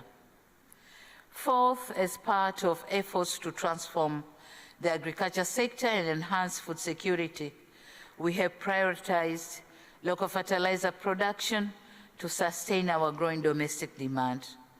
Since Russia is the world's largest exporter of fertilizer, Tanzania highly encourages establishment of the local fertilizer plants geared to serve the country and the region at large. Fifth, on the critical area of energy generation, Tanzania has huge deposits of uranium. Our main target is to use some of it in generating nuclear energy to meet the growing demands, which is expected to reach 8,000 megawatts by 2030 and subsequently 70,000 megawatts by 2050. It is in this context that Tanzania is advancing to nuclear energy as part of our long-term strategy to diversify our energy mix and support sustainable economic growth. To guide this effort, we have developed an ambitious national roadmap for nuclear power development, including the use of small modular reactors in our long-term energy strategy. And here, the Rosatom company of Russia has shown great interest, and we are under discussion with them. In conclusion, Excellencies, it suffices to say that the world is moving faster than that necessitates developing countries to keep the pace. We must go where the wind blows. Indeed, this is a time for partnership, clarity, and trust. Above all, it is a time for us to take charge and realize our full potential. In this situation, I dare say that Tanzania is open for business. Tanzania is ready for new ideas and innovation. Tanzania is open for collaborations with international partners. This meeting has been a useful platform for enriching engagement in such endeavors. We are confident that the outcome of this forum will contribute significantly to promoting greater partnership in trading and investment. Your Excellency, President Putin, permit me once again to reiterate my gratitude to you, Your Excellency, for the generous invitation to be part of this important engagement. I also look forward to closer and greater economic collaborations between Tanzania and the Russian Federation, as well as other international enterprises who are ready to work with us. Asante sana, spasiba bolshoi. Thank you very much.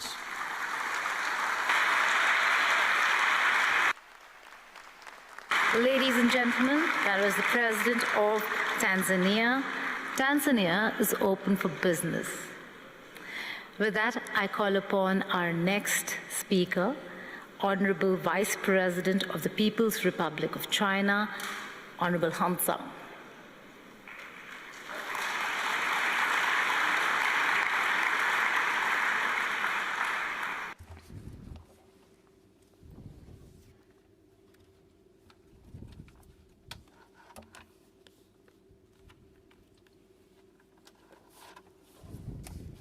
尊敬的普京总统， Esteemed President Vladimir Putin, 尊敬的坦桑尼亚总统， esteemed President of Uzbekistan, President of Tanzania, 非常高兴和 dear ladies and gentlemen, it is a great honor for me to take part in the 29th St. Petersburg International Economic Forum. 这论坛呢， The current forum is held under the slogan, the Pragmatic Dialogue, pathway to a stable future. And this is in line with the efforts of all the countries, especially in the current situations. We are striving for stability, cooperation and development. This forum is most relevant, and taking this opportunity on behalf of the government of the People's Republic of China, I would like to congratulate you on the successful opening of this forum. In the context of global transformations, we see a deficit of global leadership. In September last year, President Xi Jinping initiated the Global Governance Initiative, which is based on 5 major pillars. This is commitment to sovereignty and equality, international law, implementation of multilateral approaches, human centricity, and results-orientedness. This initiative was widely accepted in over 160 countries and international organizations. And the Global Friendship Club under the aegis of the United Nations is demonstrating that this pathway is a way forward to the development and cooperation. China was an initiator of this principle, and with our practical steps, we unite parties in order to promote reformation of the system of global governance. Ladies and gentlemen, dear friends, implementation of the initiative on global governance requires combined efforts of the international community. Being the leading world powers and the permanent members of the Security Council, the United Nations, China and Russia have an important mission in transformation of the system of global governance. And upon the results of the recent summit in Beijing, the President Xi Jinping and President Vladimir Putin, a joint declaration was published about the establishment of the multipolar world and new relations of a new type. And this document reflects the solid commitment and responsibility of both China and Russia as leading players in promoting a more fair and equitable world governance system. China is ready, together with Russia and other countries, to strengthen cooperation of within this initiative on global governance, develop peace where openness, tolerance, equitability, fairness, and mutually beneficial cooperation will be governing. And I would like to share with you the following ideas.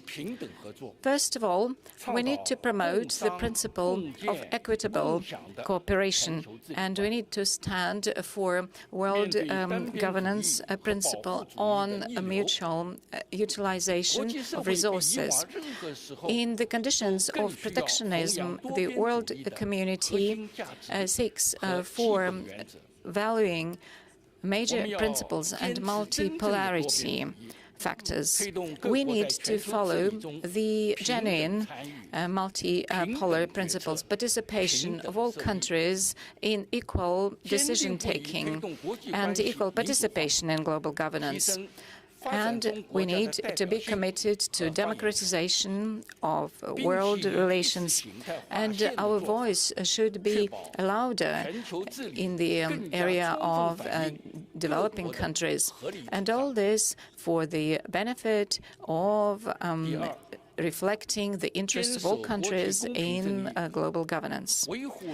Secondly, we need to protect international justice and the authority of the United Nations. All parties should protect the international system based on international law, world order, and the governing norms of world relations in line with the principles and Charter of the United Nations. And we are against hegemony in all its forms. We need to protect international justice using the international law and norms, and we should counteract double standards. We need to support the authority of the United Nations in the new context, so that this organization should play the role of the platform for overcoming different challenges for all states.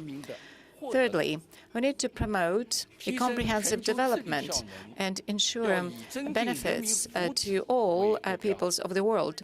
In order to improve global governance, we need to follow the following goal. It is improving the welfare and wealth of the population, and the sustainable development of the United Nations up to 2030 should be expanded, and we need to promote prosperity of all the countries. China will continue to be open in its external relations, and high-quality development of China will ensure opportunities for the world. China, as a hosting country for the Asia-Pacific Economic Cooperation Organization, is ready to contribute to promotion of the Asia-Pacific region and the whole world. The fourth principle, it is strengthening coordination of actions and providing more tangible results.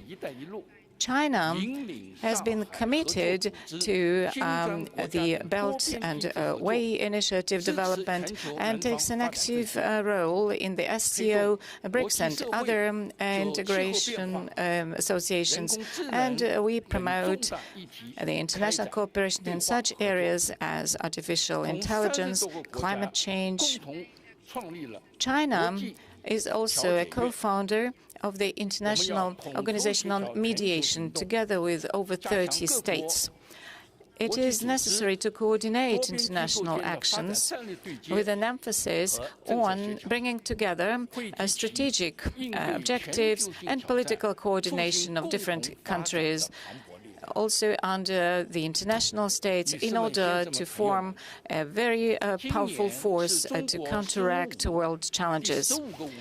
Ladies and gentlemen, dear friends, this year is the first year of the 15th five-year plan in China, which includes the huge plans of China development for the coming 5 years, and also it opens up horizons which are mutually beneficial for China's cooperation with all countries of the world. China is ready to implement the initiative on global governance and also to strengthen the more rational global governance system, and hand in hand to open up a new bright future for the whole mankind. Thank you for your attention. Thank you so much. That's the Vice President of the People's Republic of China. Excuse me.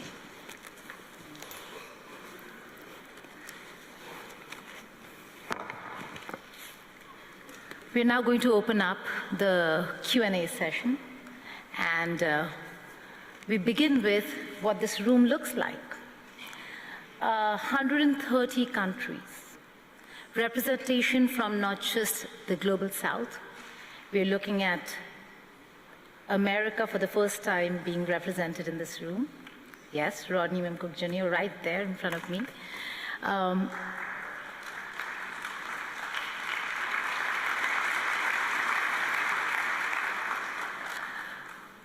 This is also a year where Saudi Arabia is the guest of honor, and so we have the Minister of Energy of Saudi Arabia sitting right there.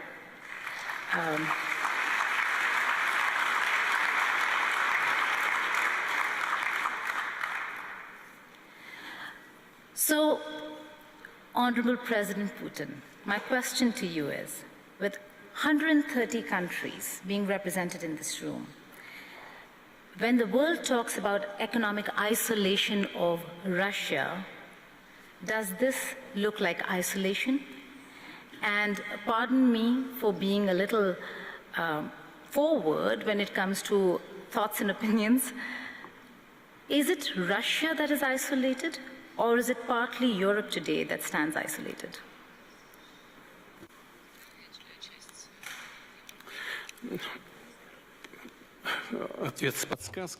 Well, you have given me a hint what I should include into my answer. Thank you for this. I assure you, it is absolutely obvious because this isolation has never taken place. The initiator of this isolation was the previous administration of the United States. Everybody is aware of this. And then European satellites followed those efforts. And currently, they're even more successful than the U.S. administration. But initially, it didn't exist. And thanks to cooperation with some partners, including in the United States, we were not isolated. All right. Here, we have representatives of one energy company, and the previous U.S. administration was trying to fight our LNG project. But as soon as this project began functioning, the first LNG was sent to the United States. Then uranium, yes, we are delivering uranium to the American market. And the first country, in terms of the volume, yeah, it is an American company. Then there's an international company with participation of the European and American capital. And the third one, in terms of volume, is a Russian one until now. All right, so everything is functioning. So Americans are pragmatic, and we have to use them as an example.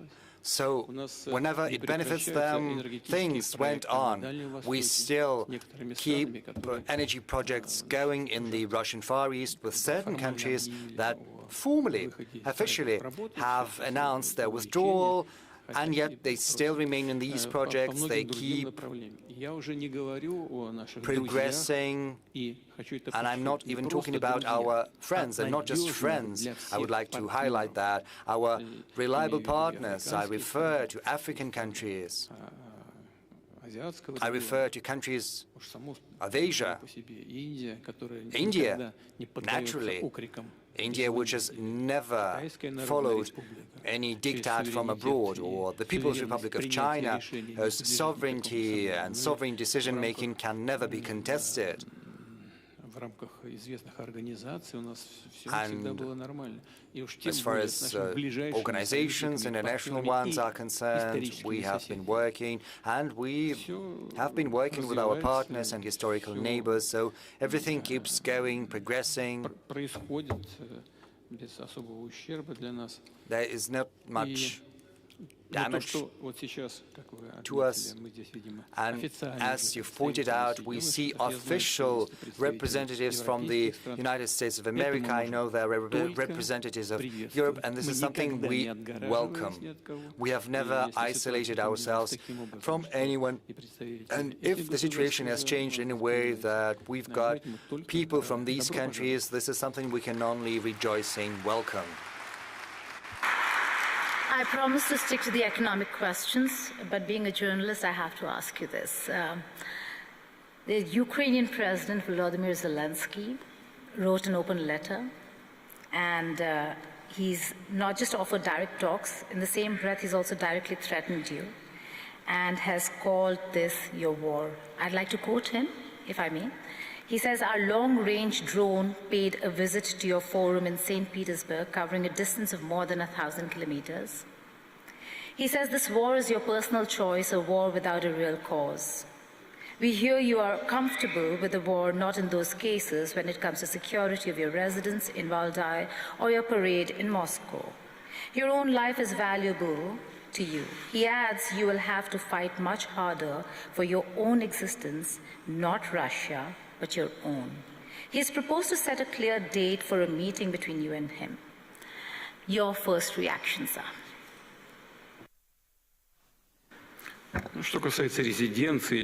Well, as for my residence or parade, this is not my personal business. Besides, they had provided some information beforehand, and they said, we knew you wouldn't be at the residence. The question is why they did that in the first place.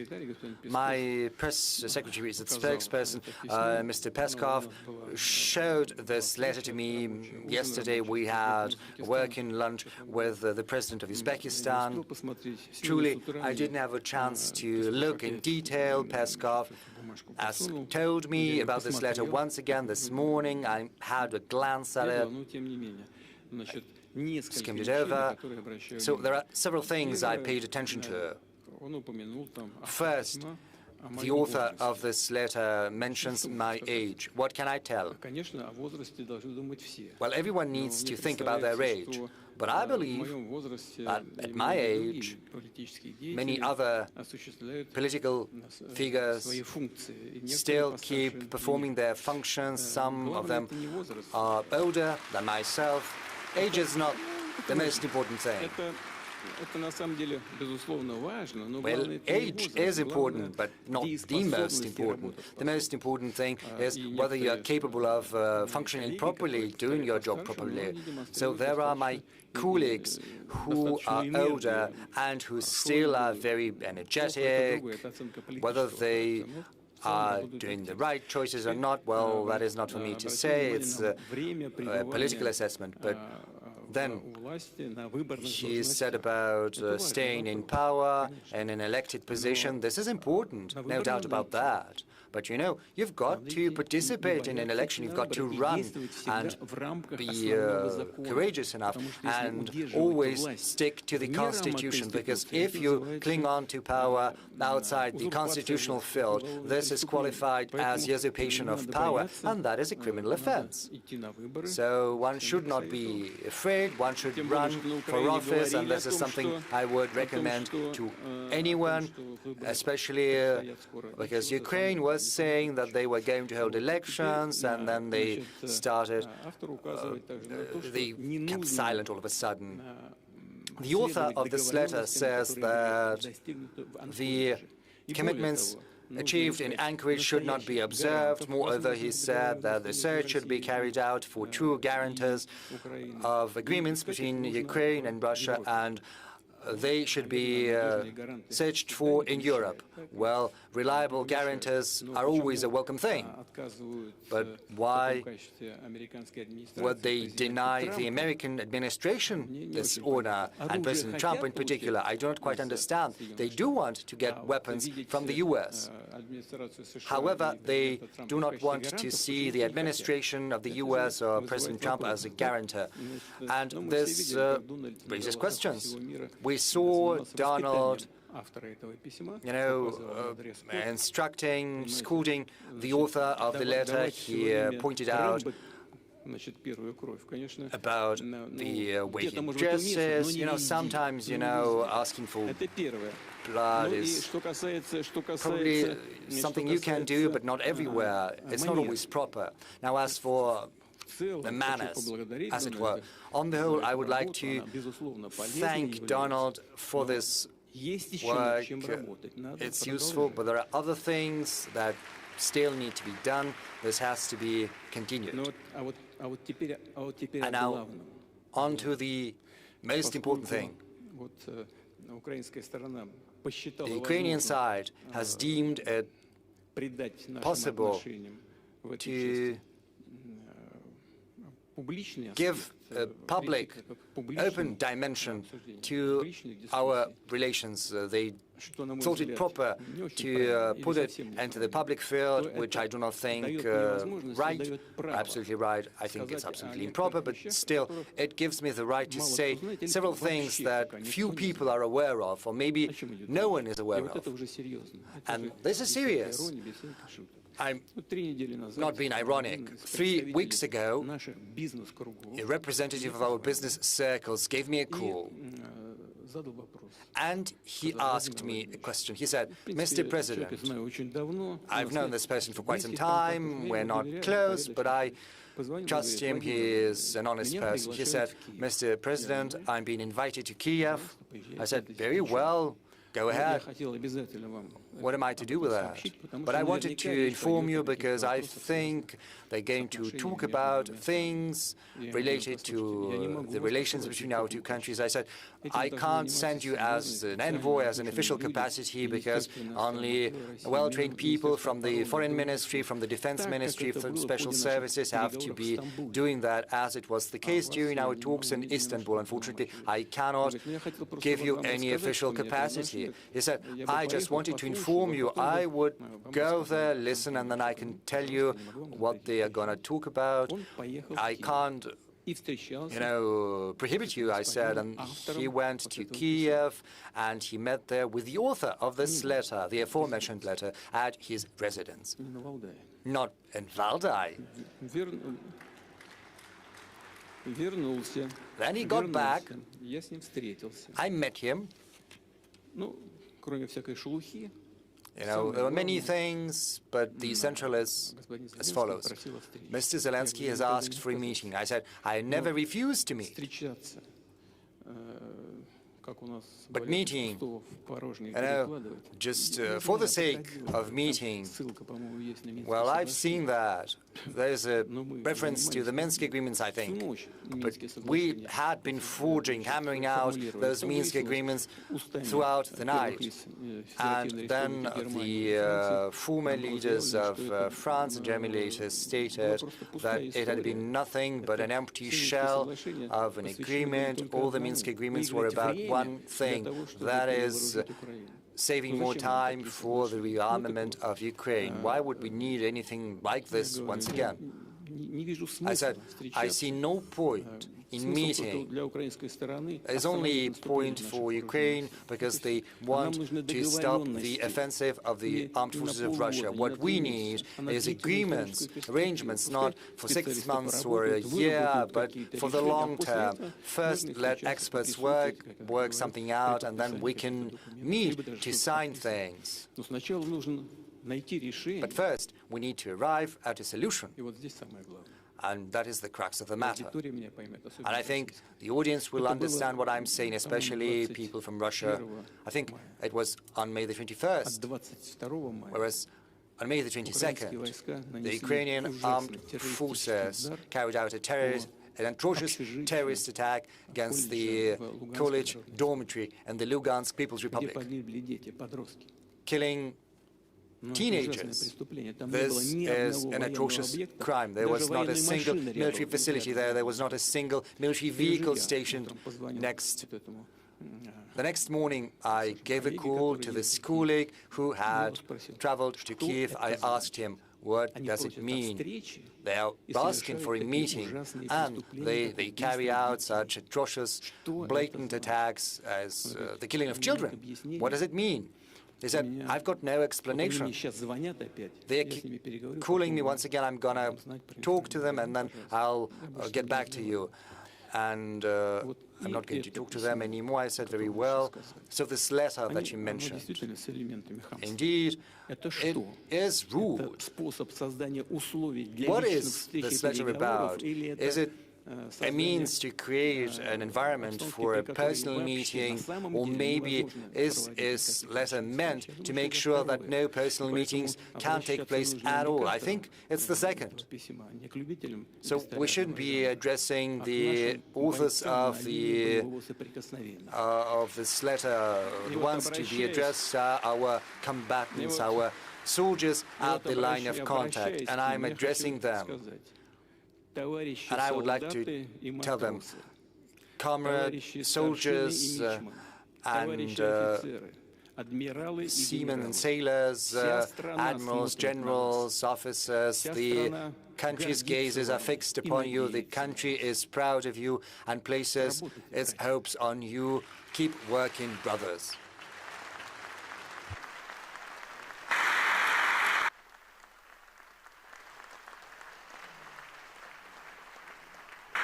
So I'll take that as a no, that you're not going to meet the author of the letter.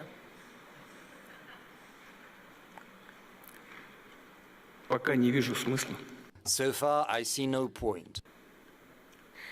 Because you mentioned the American president, is Trump your window to once and for all settle the Russia-Ukraine question? I ask you this, President Putin, is because President Trump is maybe the only American president who's engaging Ukraine in a way to bring them to the talking table, to strike a deal.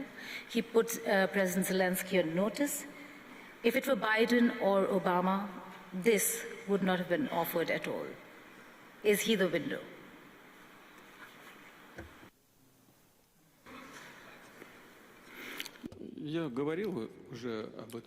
Well, I said that back in Anchorage, and I was sincere.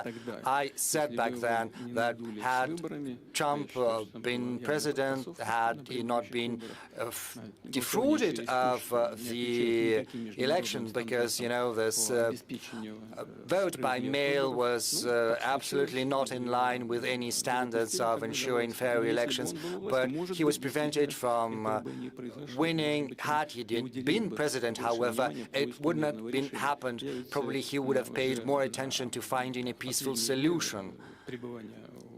During the last days of President Biden's in office, I spoke to him on the phone. I called him and I said that to him. But the administration back then ignored our proposals that had been made in December 2021. Well, what can I say?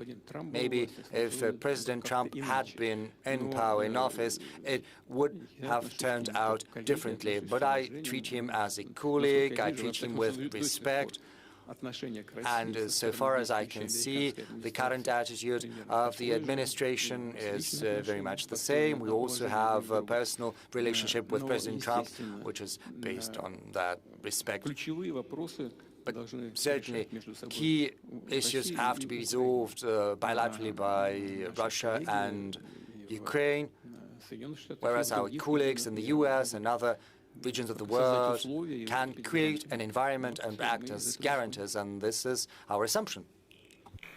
President Putin, we are sitting and discussing this at SPIEF 2026. How do you really offer a stable economic future and invite investors to Russia when we're looking at critical infrastructure being actively targeted by Ukraine?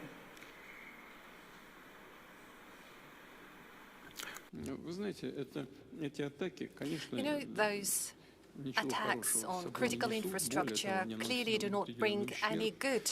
More than that, they do impose certain damage. However, when investors take their investment decisions, they always accumulate the whole accumulation of risks and their complexity. I had a meeting with the leading media outlets yesterday, and we were all saying that we need to contribute to strengthening of our own security, our protection. We need to build up our air defense systems, and we're determined to do so. However, big businesses always play in the long run. And most importantly, first and foremost, businesses are guided by their perception of the economy that they choose to invest into. We've been discussing what is happening in the Russian economy. And we recognize that we observe a reduction of the GDP growth. However, all of that is happening in a very conscious manner. Those are conscious steps we undertake to strengthen the foundation, the health of the Russian economy. The key macroeconomic indicators were intentionally pursuing the cooling down of the Russian economy.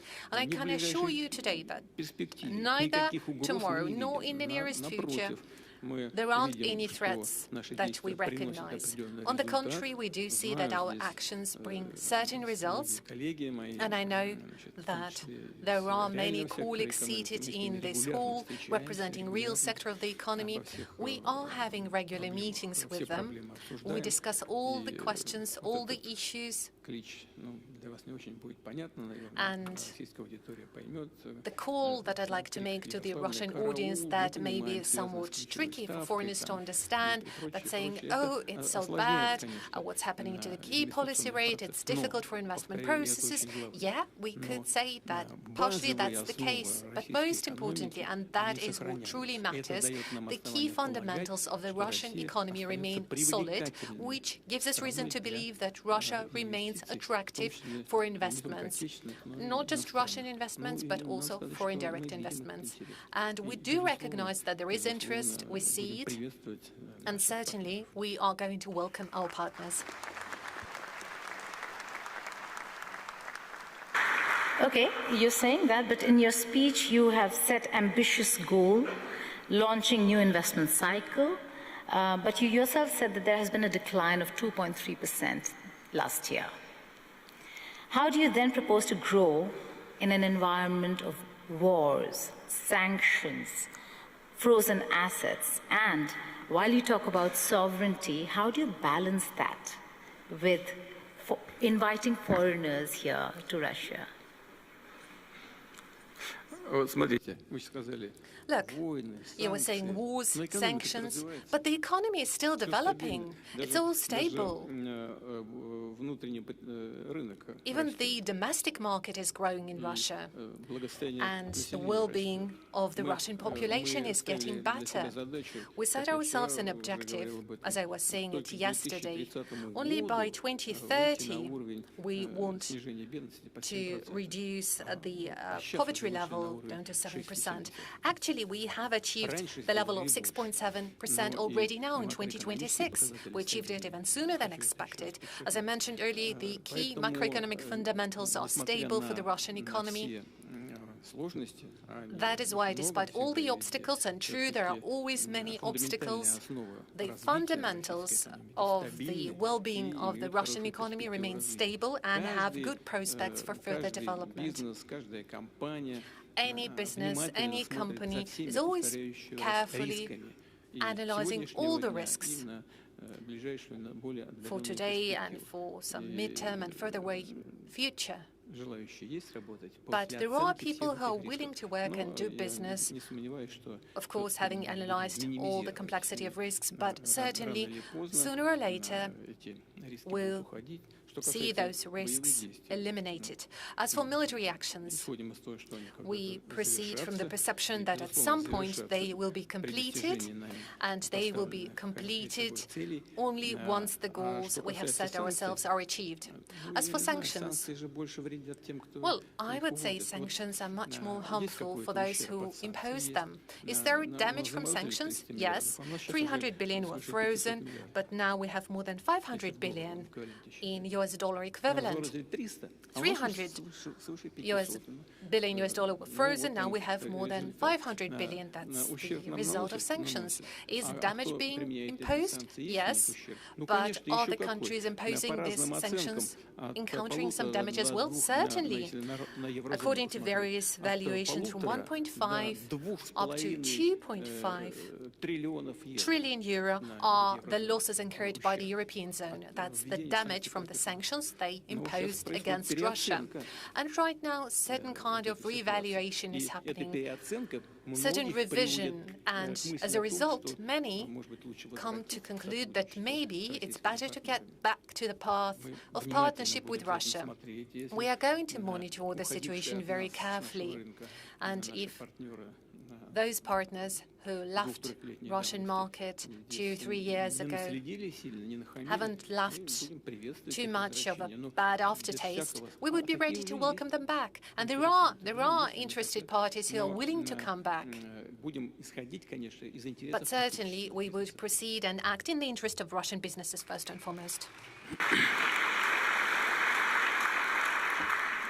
We'll come back to your goals on Ukraine, but I'll have to ask you this, Madam President. Amid sanctions, you are wanting to do and increase business with Russia.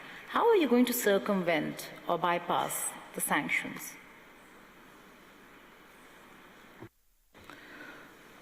Thank you, Madam Moderator. And I must say that I've been envying my panel members using their national languages, and I would like to use this opportunity to do the same. So I'll switch from English to Swahili. Yeah. You have asked a question about sanctions and how we can circumvent through. I want to ensure you that Tanzania is not under sanctions. Na tunajipanga kufanya maendeleo ya nchi yetu, lakini hatuko kwenye sanction.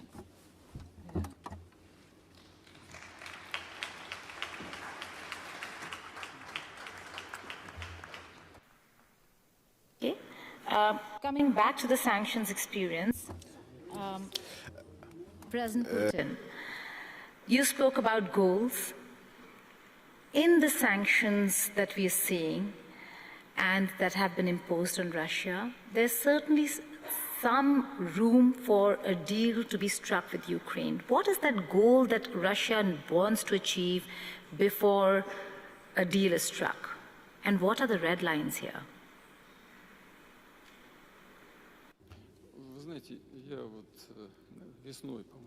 You know, I guess in summer 2024, at the Ministry of Foreign Affairs of the Russian Federation, I was delivering my speech and I expressed all the goals very clearly. Basically, it was at the beginning of the special military operation. I guess it would take a lot of time, but very briefly, I would answer your question in the following manner. According to the UN Charter, every country has a right to self-definition. And after the the state coup that happened in Ukraine, we saw that certain territories of Ukraine declared that they do not support and favor this coup and declared their national sovereignty. And they've done so in full accordance with the international law and the UN Charter. We've been trying to get those issues resolved by peaceful means. So we talked about the Minsk Accords. In Minsk, in the capital of Belarus, we seem to have achieved an agreement on how to find a way out of the situation in the southeast of Ukraine. But later, it turned out that the participants from the other side were only signing those papers in order to win time to rearm Ukraine and start military actions. And this is exactly how it played out. Later on, those territories declared their independence. And I'd like to remind you, in resolution of the Kosovo issue, the UN court has taken a decision according to which, so far, this territory declares itself independent, is under no obligation to request the central authorities of the country to allow them to do so. That was the decision of the UN court. And again, according to the UN court, that was the correct decision regarding Kosovo. And the same should apply to the People's Republic of Donetsk and Luhansk. Their independence has not been acknowledged for a long while. Then eventually it was recognized when it was clear that there is no way to achieve an agreement between all the parties. And it was clear that we were being deceived and they were forced to recognize the independence of those territories. Was Russia authorized to recognize the independence of Donetsk and Luhansk? Certainly, there is no contradiction to the UN Charter. We were allowed to enter into agreement of treaty and mutual support and amity. Certainly, it was ratified by the Russian parliament. They asked us for assistance. We promised to offer assistance under this treaty, and that's exactly what we're doing. And the same letter that you referred to earlier. In this letter, they claim that we set ourselves an objective to free Donbass, well, the two republics that I mentioned are together forming a Donbass, the People's Republic of Donetsk and Lugansk. And in this letter, it is stated that we will never achieve this goal. Well, I'm wondering, don't they know in Kyiv that starting from the 1st of April of this year, the People's Luhansk Republic is under full control of the Russian Federation and Russian troops? And the People's Republic of Donetsk is only controlled by the Ukrainian forces to less than 15% of its territories. So we are pursuing the objectives that we have set to ourselves, and there is no doubt whatsoever that those goals will be achieved. And we will achieve some other goals, but along the negotiations track, and I'm talking about denazification of Ukraine. I talked about that yesterday, and many were asking us, this is ridiculous, what are you talking about? Well, that's not ridiculous at all. Just lately we witnessed the ceremony, the official ceremony of reburial of Nazi criminals from Ukraine. They were reburied with all the honors and fireworks. And who's doing that? The head of Kiev regime, actually Jewish by origin. This is outrageous. Only Polish reacted. Why? Because primarily Jewish, Polish, and Russians, of course, were destroying by millions during the Second World War. And we must never forget that. That is a huge part of the tragedy called Holocaust.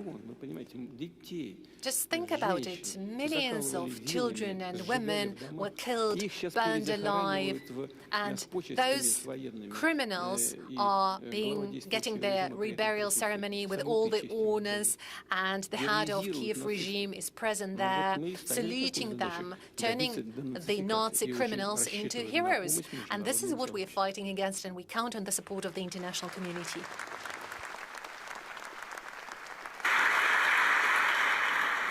Shifting focus back to the topic at hand over here, let's talk about energy security. President Mirziyoyev, it is during these wars and conflicts that countries have realized the need for energy security, the need for alternative energy resources and sources, and in that, Uzbekistan and Russia have just signed an agreement for a nuclear facility. Tell us more about what this means for Uzbekistan in terms of the facility, the specialists that you would require, because this is after a long time that we're looking at a nuclear facility in Uzbekistan, and how much time will it take, how important it is to have a nuclear facility, an energy resource that is not dependent on oil.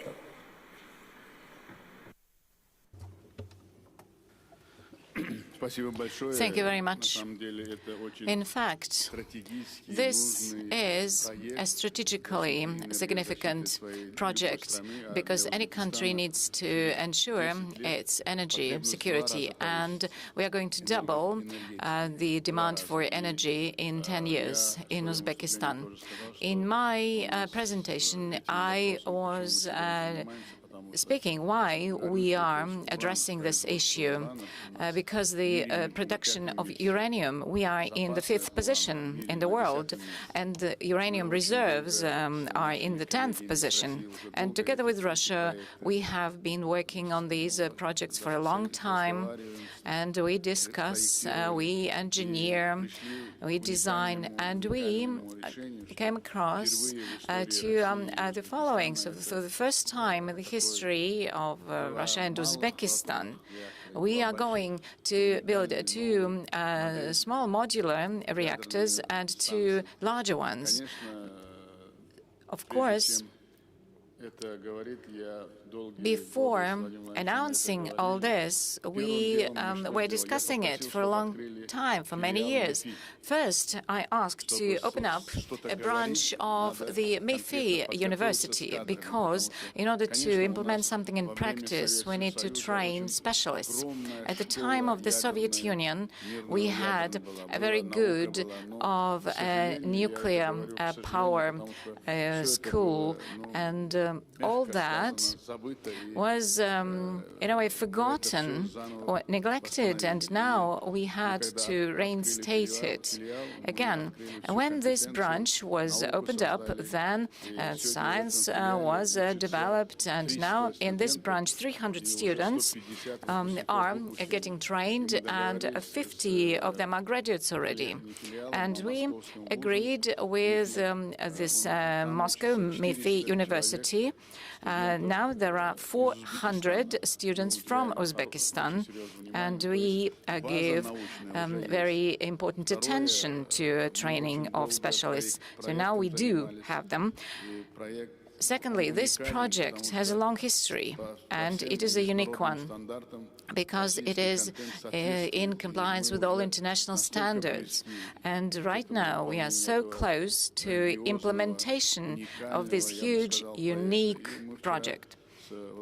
And yesterday, together with Vladimir Putin, we launched it.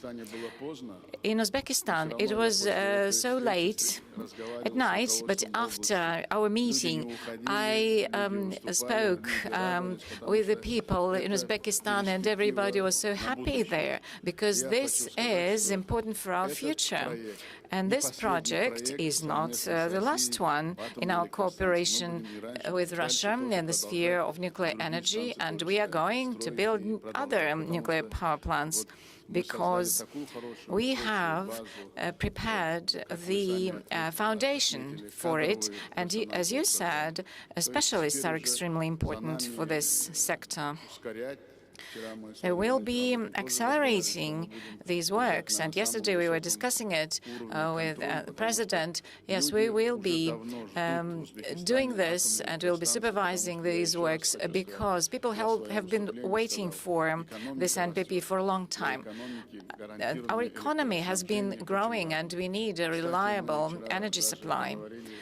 And yesterday we were discussing other major projects in the sphere of energy efficiency in Uzbekistan. So I believe yesterday was a historical day for Uzbekistan, and I congratulate the Russian colleagues and all the people in Uzbekistan. They were so happy, they were inspired by this, and this will be definitely an important foundation for energy security and protection of the Republic of Uzbekistan. Partnership, they say, should be partnership of equals. President Putin, the trade ledger shows Russia exports raw energy heavily to China, but imports a lot of machinery, technology, and components. Is this relationship a partnership of equals, or is Russia sliding into a colonial trade imbalance?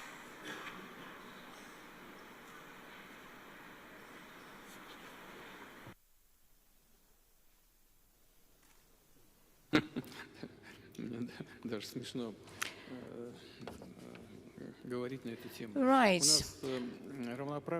We are in equal partnership with our Chinese colleagues and partners. Moreover, the share of our high-tech export to China is increasing. And taking a look at the whole energy sector, machinery and equipment in this sphere, I cannot give you any specific figures, but I'm sure that it exceeds the volumes that we receive from China. And as for the energy sector, let's begin with the nuclear energy. We are building a nuclear power plant in China. How many blocks are there? 4 blocks are functioning already.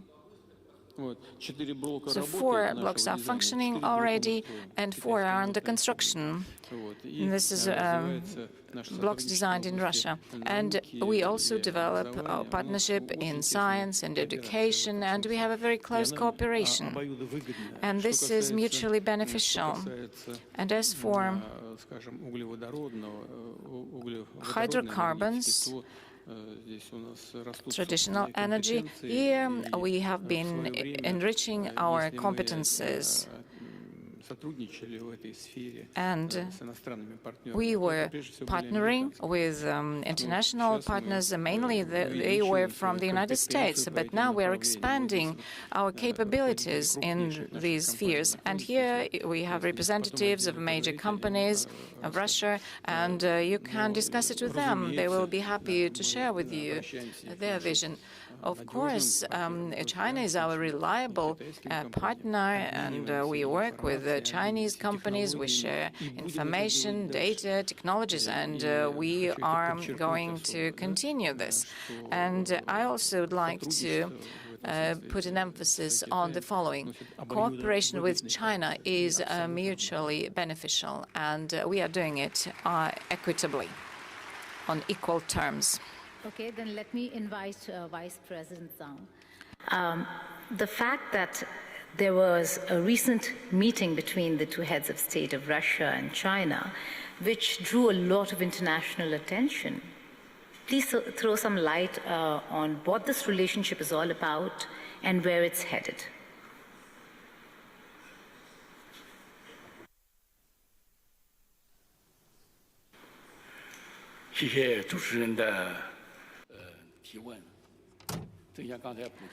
Thank you very much for your question. Yes, as President Putin described it, cooperation in the sphere of trade between Russia and China is moving forward, and this is mutually beneficial. And in the past years, it has been developing in a stable fashion, and we see this solid growth, and there's healthy dynamics. And as you know, 2 weeks ago, President Putin completed a very successful visit to China. And President Xi Jinping and President Putin had negotiations in Beijing. It was on development of bilateral relations in different spheres, and in the track of trade and economic development, lots of agreements were reached. And all these results, of course, they were of a great interest for the whole world community. And all mass media were covering this. And I would like to touch upon 3 major points. As I said in my presentation, China and Russia, they are big states, we are neighboring countries, and both countries are permanent members of the Security Council of the United Nations. And development of relations between Russia and China and deepening of these relations and mutually beneficial cooperation in all spheres have demonstrated that this is promoting the development and growth of both of these countries, and it also improves the well-being and wealth of both countries. At the same time, it also helps us to contribute important stability and resilience in the modern world. Secondly, I know that you give great attention to our practical cooperation, and it is not against any other third party, and it is not impacted by anything from the external. Ms. Moderator asked a question already, and you mentioned that our future development under the leadership of President Xi Jinping and President Putin, this is a strategic cooperation and partnership. It has been developing for 30 years, and this year we celebrate 25 years of the neighboring relations and friendship treaty, and we have been moving forward, and we are enriching our relations with this new substantial meaning, and this does not only improve the well-being of the populations, but it also supports the stability and peace in the region and the whole world. Thank you. Please go ahead, sir. You know, right after your question, I looked at the audience, and here there are presidents, leaders of our major energy companies, and, you know, I'd like to draw attention to the following. Some of our companies, yes, they were relying on the achievement of different Western companies, mainly American ones, but when this oxygen was cut off, we began developing our own engineering centers, and they are doing very well. well in this respect. For example, Gazprom Neft company, I keep promising to visit their center, but I saw the information materials. There's an enormous progress that has been achieved. Of course, we are open to cooperation in the future. Yet, together with partners from different countries, we will be achieving great results. Or Novatech company, for example, they have technology only they possess. No one else in the world has it. And together with our American partners, we have been discussing if they use our technology, then production and liquefying of gas in Alaska, for example, will be much more effective than originally planned with the installation of pipeline systems. So it will be a totally different degree of effectiveness. So as for difficulties related to the sanctions in certain spheres, yes, we see that. But at the same time, it helped us to develop our own competences. The same can be said about our European partners. For example, gas branches, they keep working with them, and our partners who were developing rapidly, if now they are leaving the market, then of course they come across difficulties, and they are not happy about it.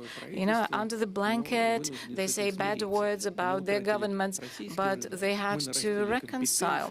So they lost the Russian market, but we have increased our competences because now we have both the natural reserves and the technologies. So we see this as a very short-sighted policy for some of our partners.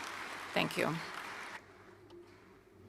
Talking about technology and talking of technology, you're helping uranium when it comes to nuclear facility. What about countries like India, who actually have a lot of potential and need maybe assistance and partnership in the technology sphere when it comes to hydrocarbon and rare earth mineral harnessing of hydrocarbons in India? Is that something that you're looking at?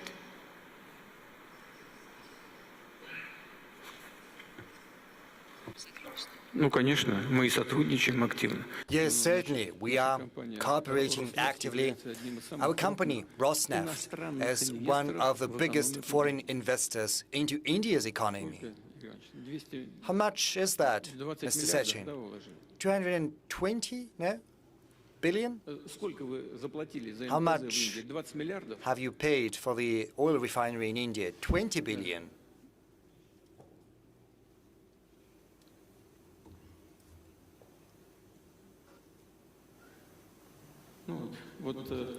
Well, Rosneft has invested around $25 billion into the Indian economy in the form of an oil refinery, a port, gas stations, and we're certainly working closely with our Indian friends.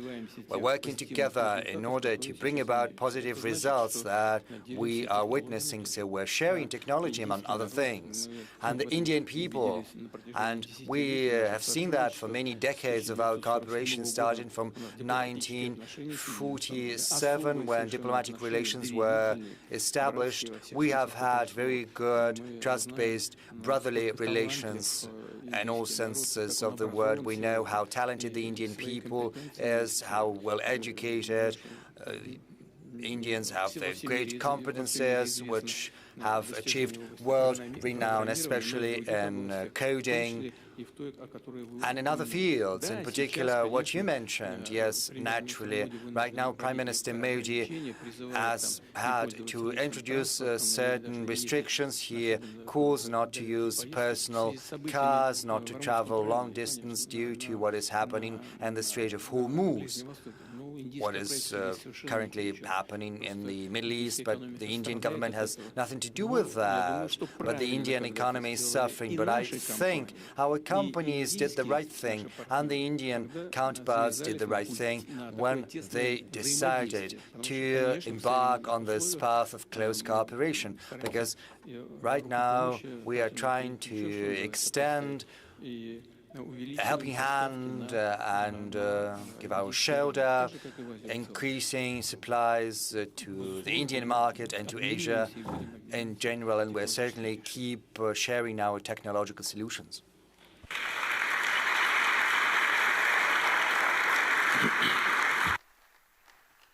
You spoke of the war, so I have to ask you this. What is Russia's assessment? What's your assessment of what the global economic impact is going to be of the Iran-US war? And let's be honest, has Russia been at an advantage because of the war? Because we've got longer waivers to buy Russian oil. A lot of countries now can buy Russian oil legally without a problem because of the energy crunch that the world is facing. And President Trump has allowed, should I use the word allowed? Allowed the world to buy Russian oil.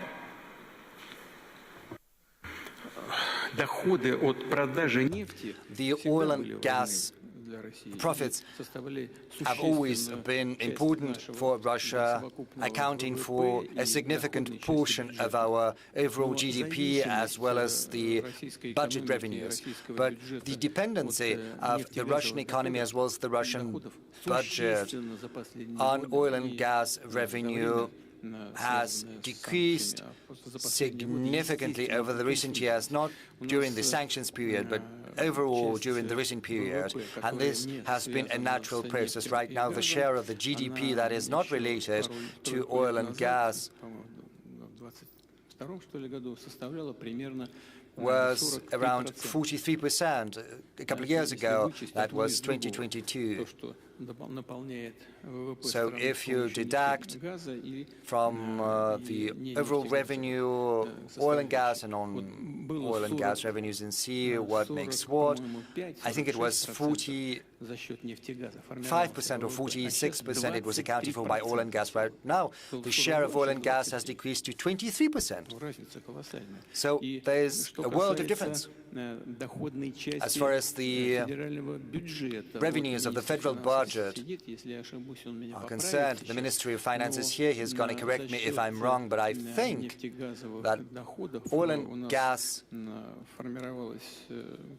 used to account. How much was that, Anton? Right now it's 20%, but how much did it used to be? It was 50% accounted for by oil and gas revenue, whereas right now oil and gas, and the minister is going to confirm that, account for as little as 20% of our federal budget. So I wouldn't go as far as to say that is of critical importance to us, so that's not as important. Even though it is still significant, 20% of the federal budget is still accounted for by oil and gas revenue. But just as for the rest of the countries, developing countries that have a rapidly developing economy, find other things more important. Of course, our oil and gas companies get certain preferences when long-term contracts are entered into, when the Russian oil price is going up. That has a positive impact on the budget. That's important, but what's more important is the market stability, because we are not only surviving on oil and gas, as I have demonstrated, we survive on the economic development in general. So if the world oil prices are too high, it has a negative impact on the part of the Russian economy that is represented by real production capacities, real industries. So what's important for us is that this price should be well-balanced between the consumers and the suppliers, but most importantly, it has to be stable. The vice chairman of the Russian government will help me out if I'm wrong, but I think around 10% right now. Yes, by 10%, the oil supplies to the world market have decreased. Yes, the economy is in turbulence, the world markets are in turbulence, and this is not something we're interested in. What we're interested in is keeping our cooperation within OPEC+, with a view to stabilizing the market and decreasing its volatility. That is our priority, and this is the track we're going to pursue further.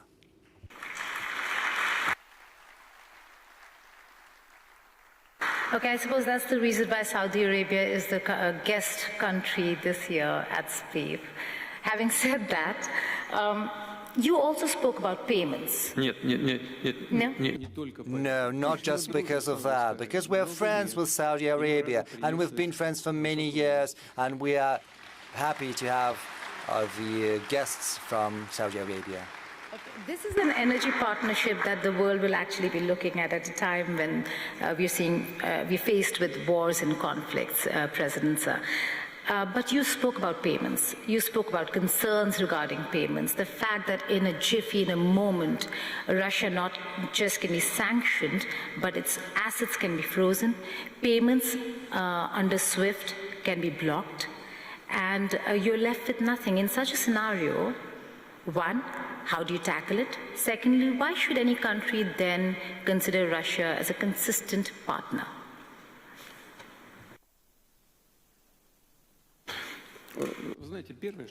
Well, the first thing I would like to say, and I think many understand that in the US too, they understand that attempts at using USD as a weapon, as an instrument in war, well, it has brought about catastrophic consequences.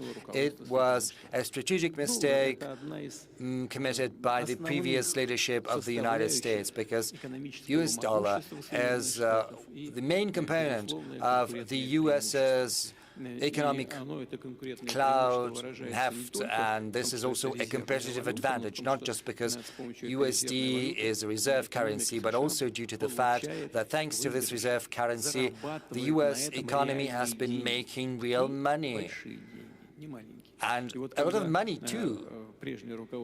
So when the previous administration chose to start using USD, which still remains a reserve currency, as an instrument for political competition, everyone started thinking. They started thinking, we too can be the object of such actions. What is going to happen to our reserves in USD? What is going to happen with our money that has been invested in American assets? Well, certainly, the economy of the US is very big, but still it is running some problems. There's the debt, also undermined trust in USD as the world currency.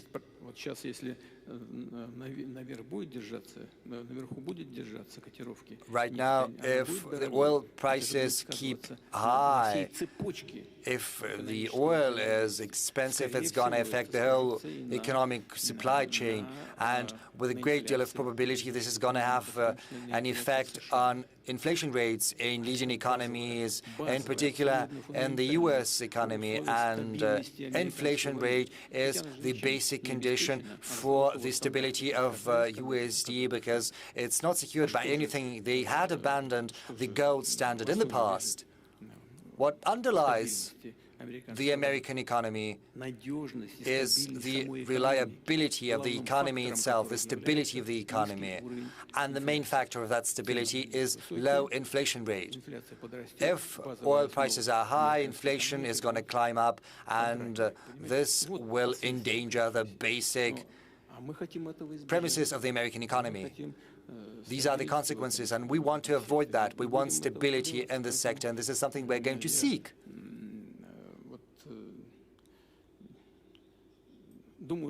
So I think everyone understands what we're saying.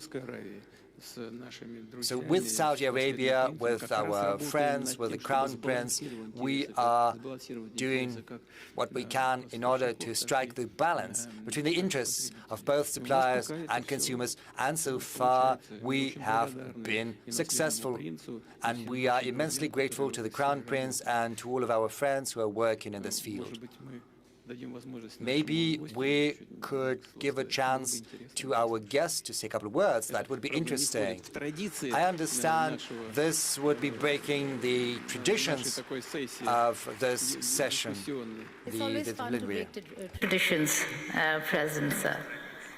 Is there a mic that can go to our Honorable Minister? We'll arrange for a mic. Meanwhile, can I just take a question till the mic comes? Yes, sure. Go ahead. Okay, so we're waiting for a mic for the Minister of Energy to speak and respond to President Putin. But I have taken note of the fact that every time you mention America, you're only mentioning the past administrations. I suppose Rodney's taking note as well on the specific way and the manner in which you're responding to the US-Russia equation. Having said that, every country has its own struggles. Tanzania, and Madam President over here, has been at the forefront, leading woman voice. Great to have a woman on the panel too, who's been fighting liberalization of her economy. How has that gone, and how is that moving ahead? Despite and in spite of fears of sanctions, criticism from various quarters, how are you managing economic liberalization in the country? Asante sana, labda niseme kwamba perhaps I should say Tanzania is a country,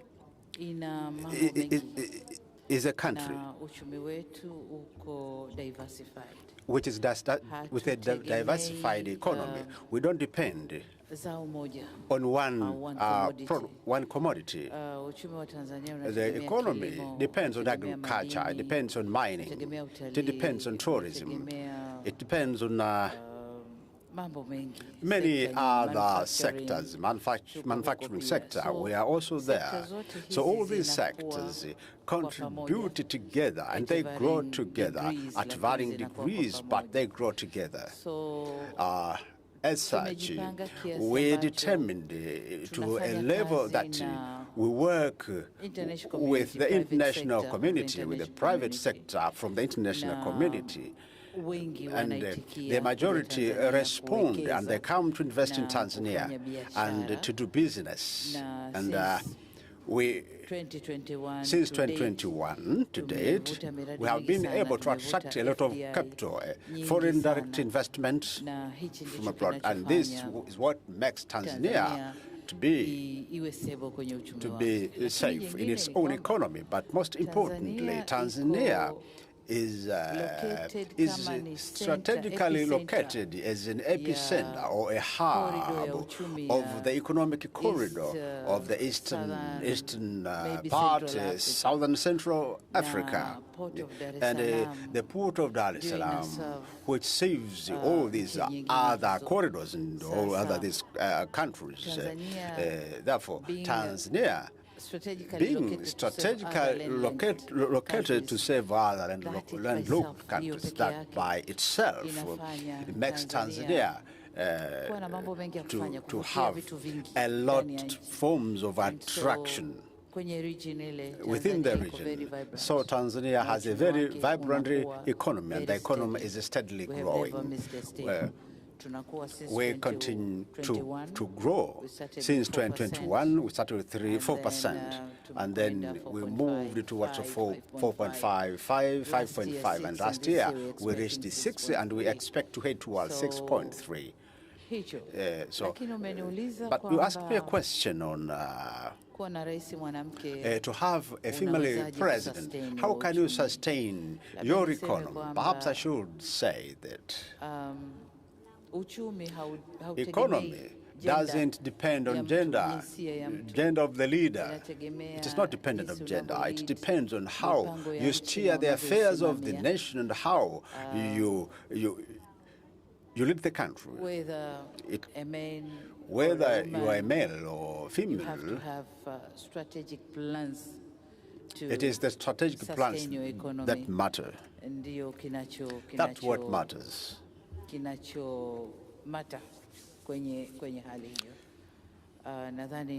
I think I should respond that way. Thank you.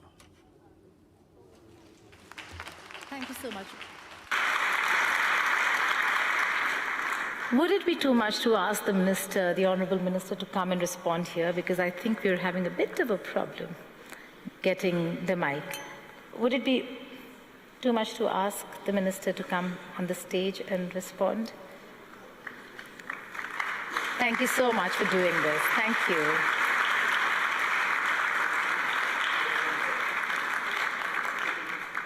Oh, the mic has come, sir. The mic has come.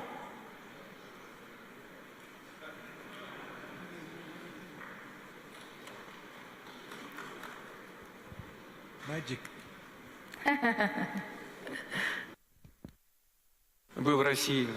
Well, that's because you're in Russia.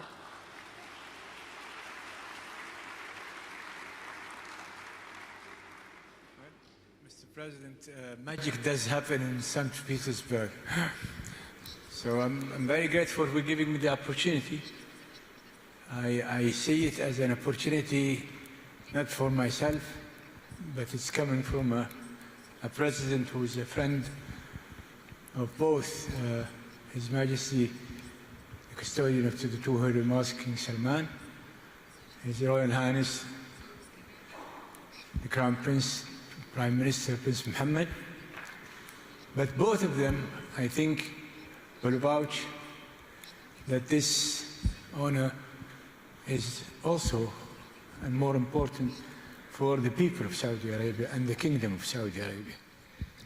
So I'm very grateful for giving me the opportunity. Yes, it's a partnership that we struck somewhere in January 2015, and it withstood all of the situations that this world had endured, from COVID to all of these storms and winds and whims of the world. And even today, we're going through so many crises in many places, in different places, with different causes, yet we're weathering all of these storms with a diligent commitment to each other as partners, that although I'm a Muslim and Russia is not Catholic, but still we do go by until death do us part. Thank you. That's lovely.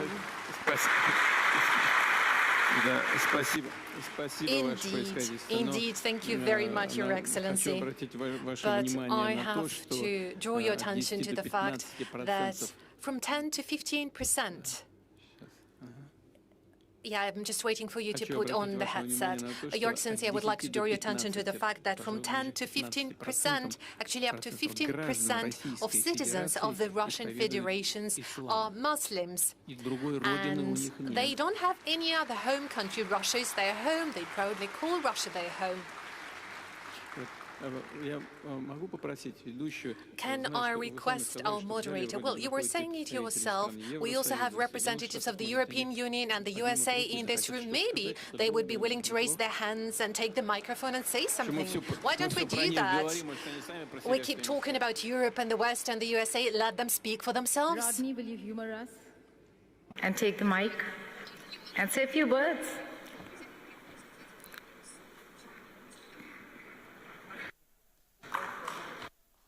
Oh, I see one hand raised over there. Yes, please. Perfect. Please come ahead.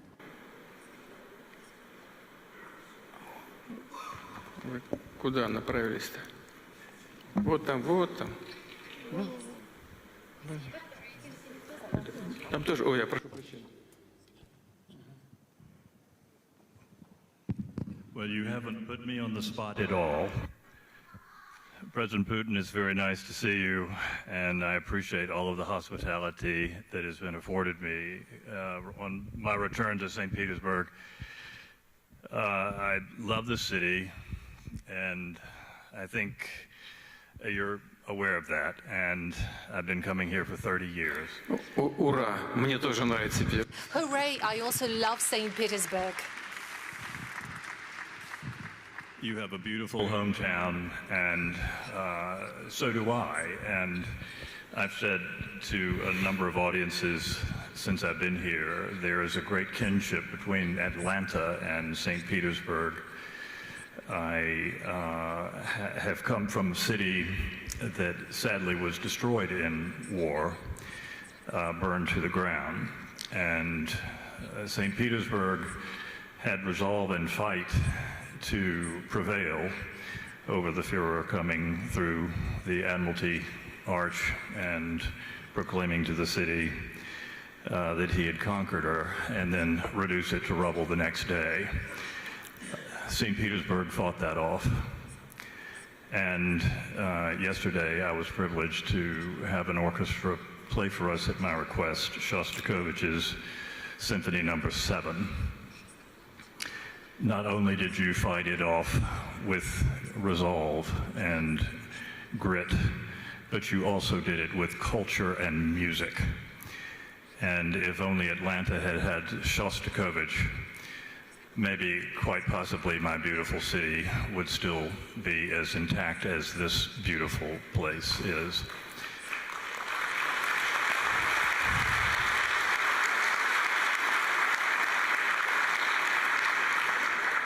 I do give a good hello from your friend, President Trump, and I am encouraged by everything that has happened since I've been here, Mr. President, and I appreciate the offer to speak. And we have a lot of ideas to talk about between our two capital cities in the next week. Can I ask you a question, Rodney? You may ask it, but I'm not sure I'll answer it. That's all right. Are you taking anything back to DC when you plan the ballroom? Explain your question a little bit better. Have I learned more from St. Petersburg architecture about the ballroom? No. Will you be inspired while creating the ballroom in Washington, D.C. at the White House? I have already been inspired by St. Petersburg ballrooms in my lifetime and have done a lot of work in your cathedrals and your palaces. So the answer is yes.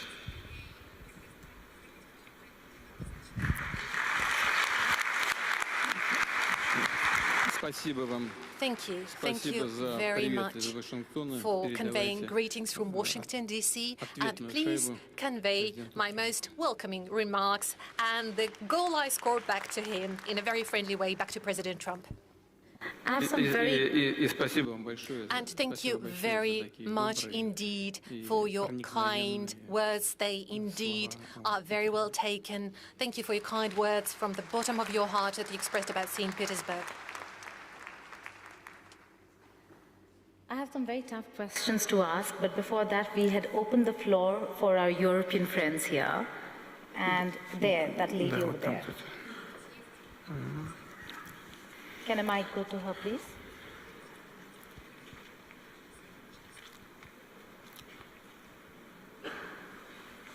Is there a mic? Down there.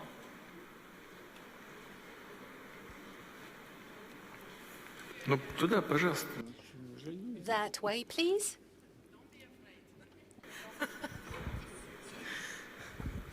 Hello, Mr. President. Hello, everybody. Hello, Mr. Slutsky. My name is Diana Jovanovic-Șoșoacă, and I'm a member of European Parliament, and I'm from Romania. And I think I'm the only Romanian here. Thank you. I would like to tell you that Romanian people do not hate you. Romanian people want peace with Russia. We don't want that to help Ukrainian. We don't want to give them money and arms, but unfortunately, Romania is leading from Brussels. And I cannot send you a warm hello from our president because we do not have a president. From our point of view, I'm the president of a political party, SOS Romania, which is parliamentarian and Euro-parliamentarian political party, and only opposition in Romania. And Mr. President, I would like to tell you that I was senator in Romanian parliament in 2023, I think, when Zelensky wanted to talk in my Romanian parliament. And I didn't let him, and I get him out of Romanian parliament.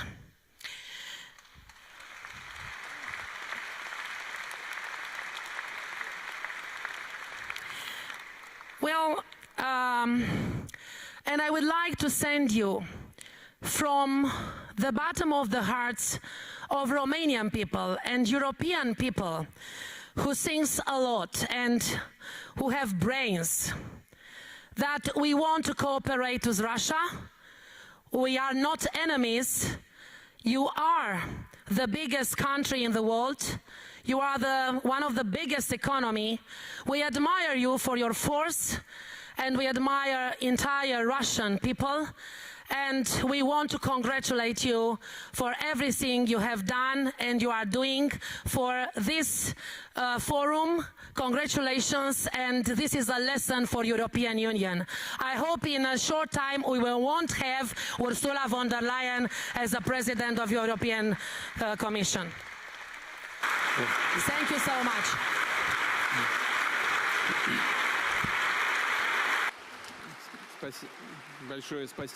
Thank you very much indeed.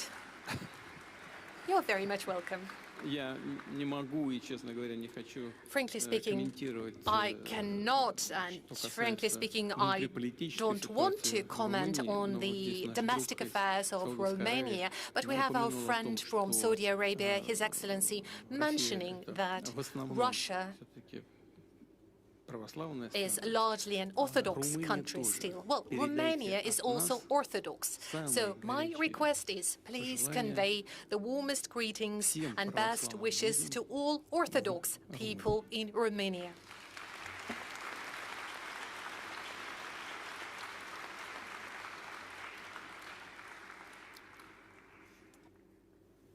All this is great, President Sir, but we still have tough questions on sanctions and on waiver.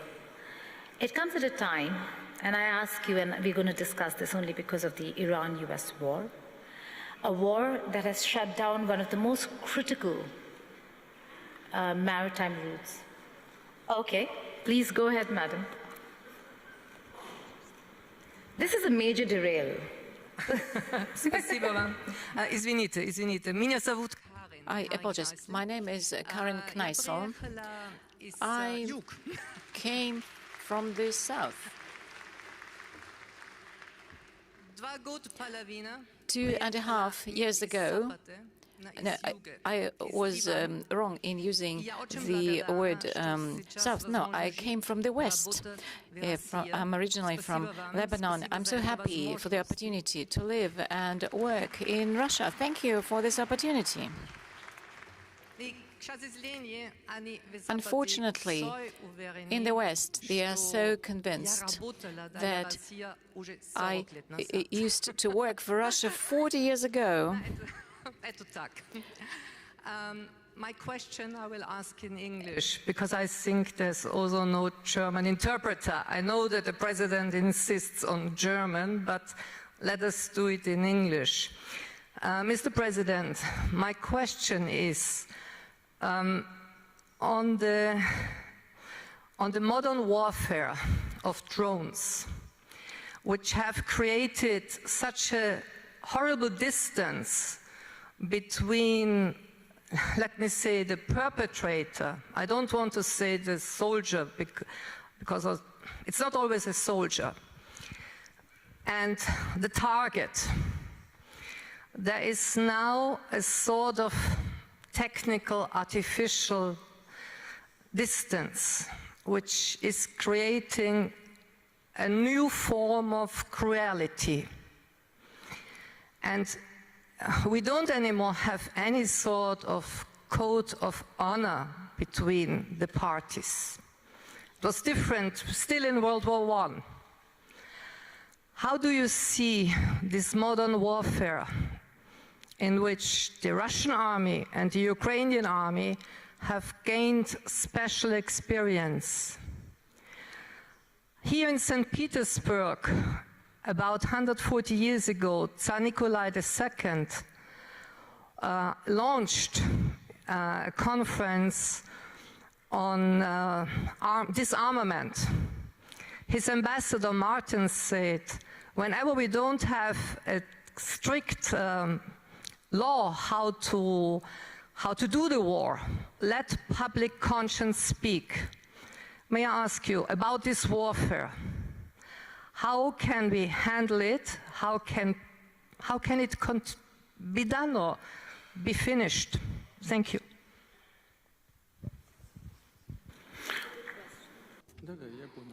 Yes.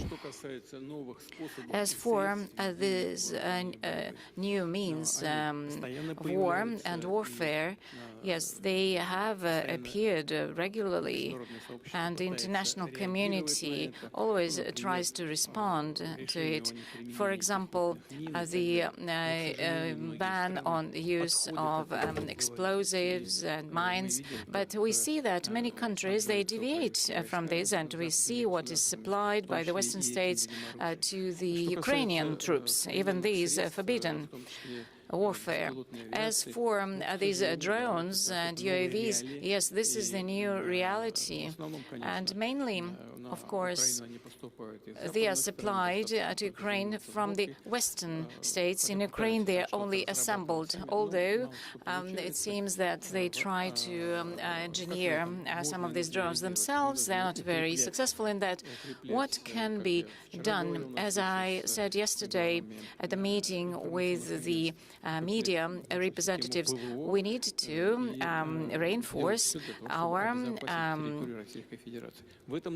aircraft defense, air defense systems, and do everything possible in this respect. And unlike the Ukrainian troops, we have the whole range of technologies and resources for developing this. We have schools, we have training centers, we have a developed industry, and it is an opportunity to implement all the plans we have set for ourselves. Our industry and defense science, they are actively involved in this, and they're able to ensure this capability of the Russian troops. And this includes this new warfare. If you ask this question, I should say that the parity in the combat field, we have preferences, having advantages in some areas, and this is true about long-range aviation and aircraft. I would say that if certain decisions are taken in a timely fashion, and if we increase our capabilities, then it wouldn't be a serious danger, because these are aircraft that can be dealt with. But now we see that there's new type of aviation. This can be curtailed. The other party, they don't have their own production of such hypersonic, for example, weapons and missiles, the whole range of them, and some other combat warfare other countries don't have, like the mid-range weapons like Oreshnik. We spoke about it many times, but I cannot but agree with you that if there are most dangerous weapons, especially dangerous for civilians, of course the international community need to start thinking how to limit and restrict its usage, especially against civilians. This is absolutely unacceptable. This is a humanitarian crime, but this is a topic for another discussion with the experts and representatives of international organizations. Thank you. Before I go to the war question, can I just take one question from Madam President here? You said 1 out of 4 will be African. By when? By 2050. And I ask you this because we ask this to everybody who boasts about population and the fact that they have a huge population. It's not about quantity, it's about quality. What do you have to offer to the world? What does Africa have to offer to the world in terms of quality?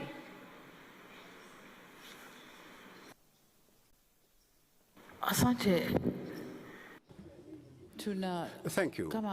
We have, as the African continent, we recognize the fact that in this era, we're supposed to develop, to promote our human capital, to develop human capital. That's very, very important. That's critical for Africa. And that's what we are doing. Of course, we are doing it in varying degrees in each country, but we are doing it. For example, in Tanzania, for instance, we do have right now about 500 students in the Russian Federation. They are here, learning here. And in our discussion, tumekubaliana kwamba we have, in our discussion, agreed that we'll get more opportunity to take our children to Russia for education, because we have new areas which are being unlocked. For instance, if we speak of a digital economy or digitalization of economy, we have to learn what is it. When we speak of nuclear energy, we also need to get nuclear engineers. We need to get all the experts who can work in that field. So, development of human capital, that is the direction we want to take. It is critical to our development, but secondly, especially for Africa, it is to give the opportunity to women, because currently in Africa, the doors which were closed, they are now unlocked, they're opened, especially for us who have worked through the doors. We have the responsibility to develop others. An African girl to make sure that an African girl has the hope for the future and understand that she is the part of the nation building. As we were told in SDGs, as it is explicit in the Sustainable Development Goals, that we don't have to leave anyone behind. We are now aware that no one should be left behind. Take an example, a country growing at 80%, 6% GDP growth annually. How can it manage without involving each and everybody? So society inclusion is very, very important. And you said it right. CO2 society inclusion, but quality society. Not only society inclusion, but everyone has to be involved. Managing their own sustainable development. So, as I rightly said, by that year, out of one out of 4 will be an African by 2050, because African population is growing at a higher rate. We are aware that we have to build our human capital, and we are doing it. Yesterday, when I was in Rodin University, I met Nigerians there, Tanzanians, Ghanaians, so many students from African countries. They are there studying. So this is one country, Russia, but our students have spread all over the world. So we are trying to build our human capital, and both boys and girls. So that's why I said in those years, 9 out of 20 countries that would lead the economy, 9 are coming from Africa, and I think Tanzania is one of them. Thank you.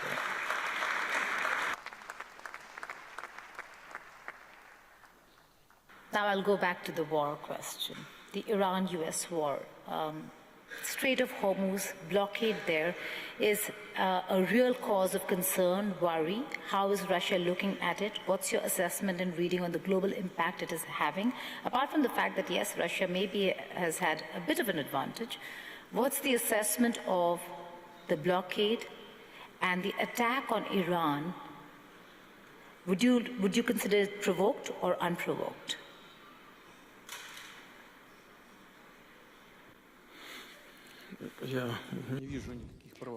I don't see any provocations on the part of Iran.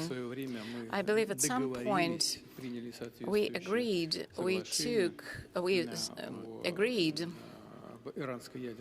on the Iranian nuclear program, and everything was under control in the IAEA. But then the scenario changed completely, and this led to the tragedy we're observing now.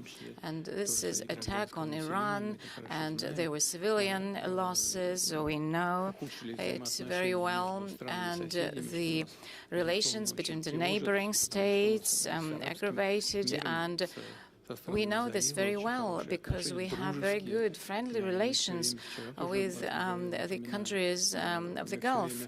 And I kept saying this yesterday. And in our consultations with the colleagues from Iran, we keep saying that they should deter from striking on the neighboring states. But they give a very straightforward answer. They say, we have been attacked, our children are being killed. And all the leaders of the state were killed. What can we do? We are forced to respond in such a way.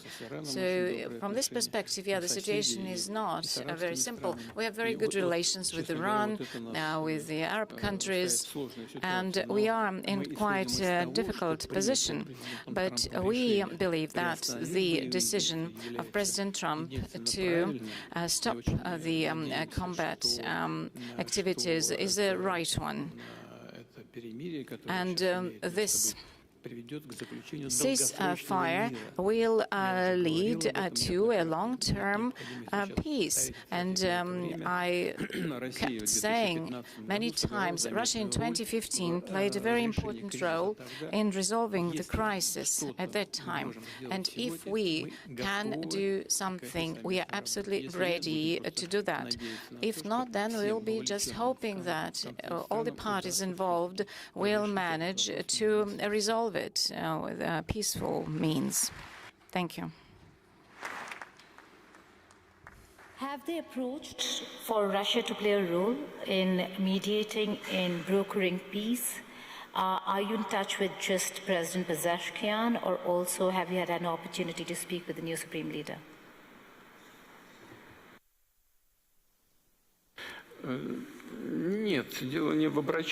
Well, this is not about them approaching us. You know, I think it was a year ago, or maybe somewhat later, but we reminded them of our cooperation back in 2015 when we took away the enriched uranium into the Russian territory. Back then, it led to détente, de-escalated the tensions. We said this is once again possible, and if all the parties involved are interested in Russia playing a similar role at this point in time, we are ready to do the same. We have the requisite technology available. And originally, I would like to say, almost all the parties involved in the conflict, both Iran, Israel, and the US, said yes. They said it was interesting, this could be considered. But then they started to toughen their requirements, and this has brought about the current situation. Our proposal remains on the table. We're not insisting on anything. Should the parties involved in the conflict arrive at a conclusion that this is a good proposal, we'll be happy to help. If not, we will simply follow the situation, and as far as we can, we will try to help alleviate somewhat the tensions around this situation.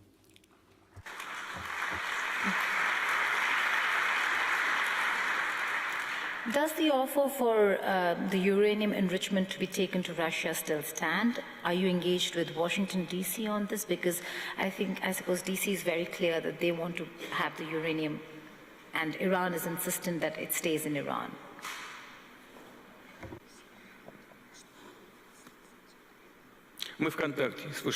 We're in contact both with Washington and Tehran and with Tel Aviv as well.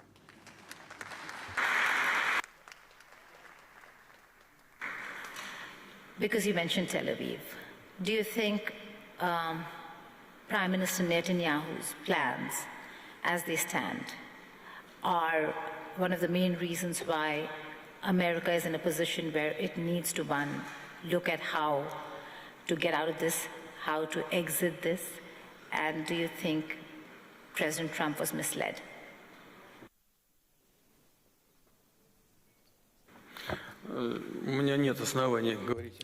Well, I have no grounds to believe that President Trump was misled because he's a very mature person, a very experienced politician. I don't think anyone from outside can exert any significant influence on him.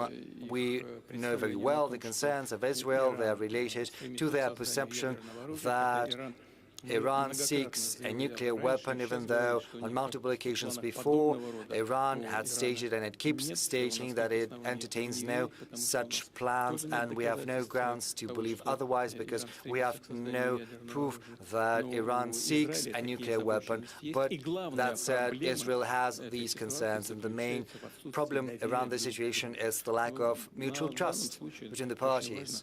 And in this particular case, it is important to place these materials under the IAEA control. IAEA is an international organization, and the leader of the IAEA was here in contact with us because the start was given to the construction of a nuclear power plant in Uzbekistan, so if it's placed under the IAEA control, I see no problem with that.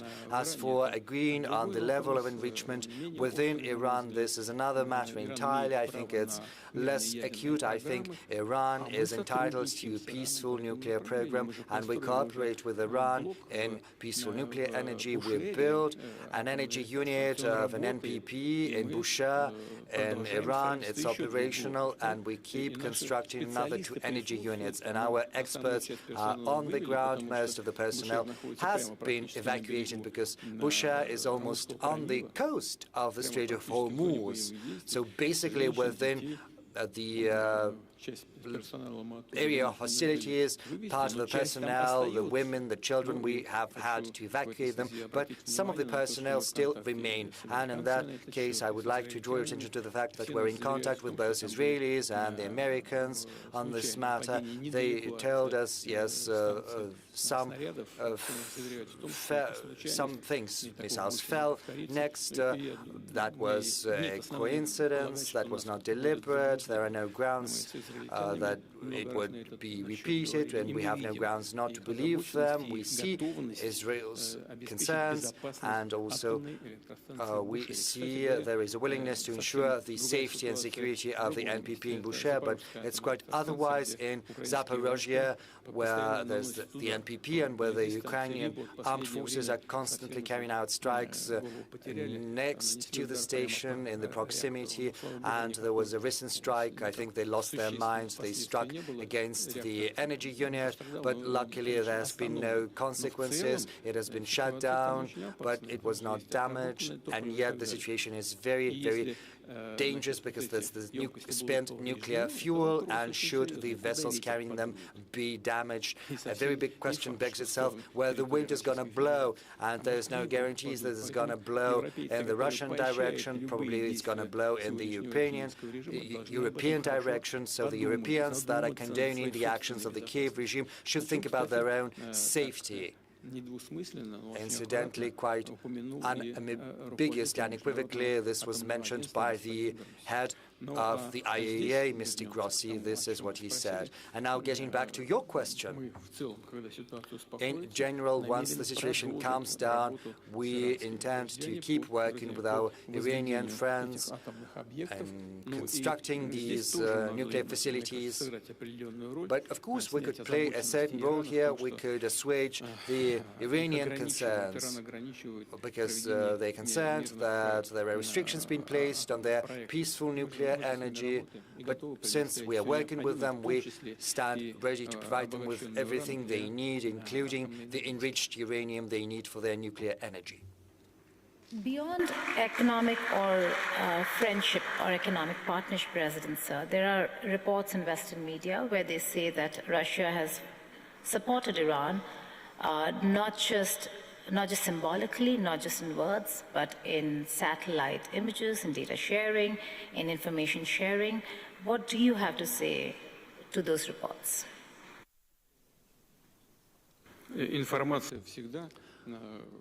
Well, information is always on the table. Some modern control means are dual use. I don't know for sure, but I think Iranians could have been getting information not just from our satellites, but also from commercial satellites. Commercial satellites sell this information on a commercial basis. It's very simple. As far as our weapons are concerned, Iran has never requested us for anything, and we have not provided them with any weapons.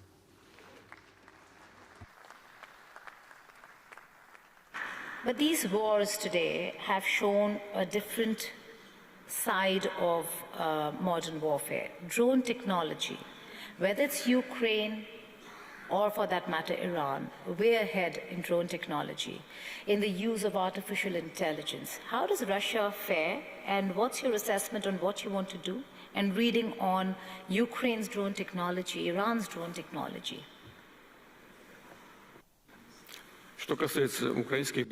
Well, as far as Ukrainian armed UAVs are concerned, they have to be shot down, and we have to be more efficient about that. As for the artificial intelligence, indeed, the US and Europe are actively developing these technologies, and we're doing the same. And mostly UAVs or spare parts for UAVs come from Europe to Ukraine. Some spare parts come from the US, whereas our UAVs are completely domestically produced. Is AI an enabler or a disruptor?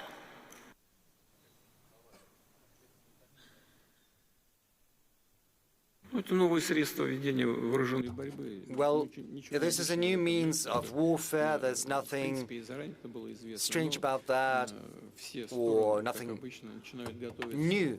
Everyone starts getting ready once it has already become part of real life, real warfare. But these are not the only means of carrying out warfare. The outcome is assured through a combination of forces and instruments and tools, and most importantly, thanks to the motivation, the morale of the armed forces themselves. It is also assured through internal cohesion and of the society. So these UAVs carried out a strike against a coal port. So they created some noise. There was this fire because of the coal. Did they achieve something? Yes, they did. Is that a decisive factor for achieving their goals? No, it's not. Because you need internal cohesion and union in society. You have to have your own industrial base for defense industry. You have to have your own scientific base and your own resource base. Russia has all of that. And we do that, and we will do that. So the sooner those who are fighting us understand that, the better it's going to be for them. We're coming to the fag end, but I still have a few questions. Yes, I'm sorry. You spoke about Iran, and we have to do them credit. Iran manages to assure internal stability within its society. This is an incontestable fact. Once the hostilities started, some in the West thought that the country would crumble from the inside, but it didn't happen. This analysis proved to be erroneous. Quite the contrary. As we can see, the Iranian society is getting increasingly consolidated. You must have seen it, you must have heard it a month ago or so. Once the conflict was launched, the first strikes were carried out. The Iranian regime, the leadership made an appeal, sacrifice your life for Iran. 5 million people volunteered, and now more than 10 million.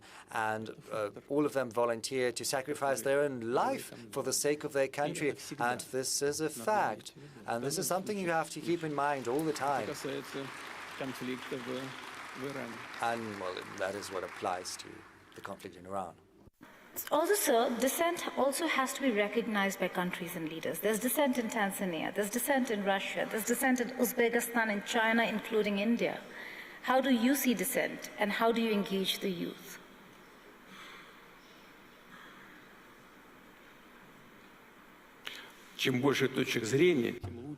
The more points of view exist, the better it is, because you can choose the best. Okay, I have to ask my India question. Yesterday, you were meeting with some of the editors, and you spoke about Su-57s, and that it was an offer for a collaboration. Does that offer still stand? What are the details? And what's the conversation you're having with New Delhi?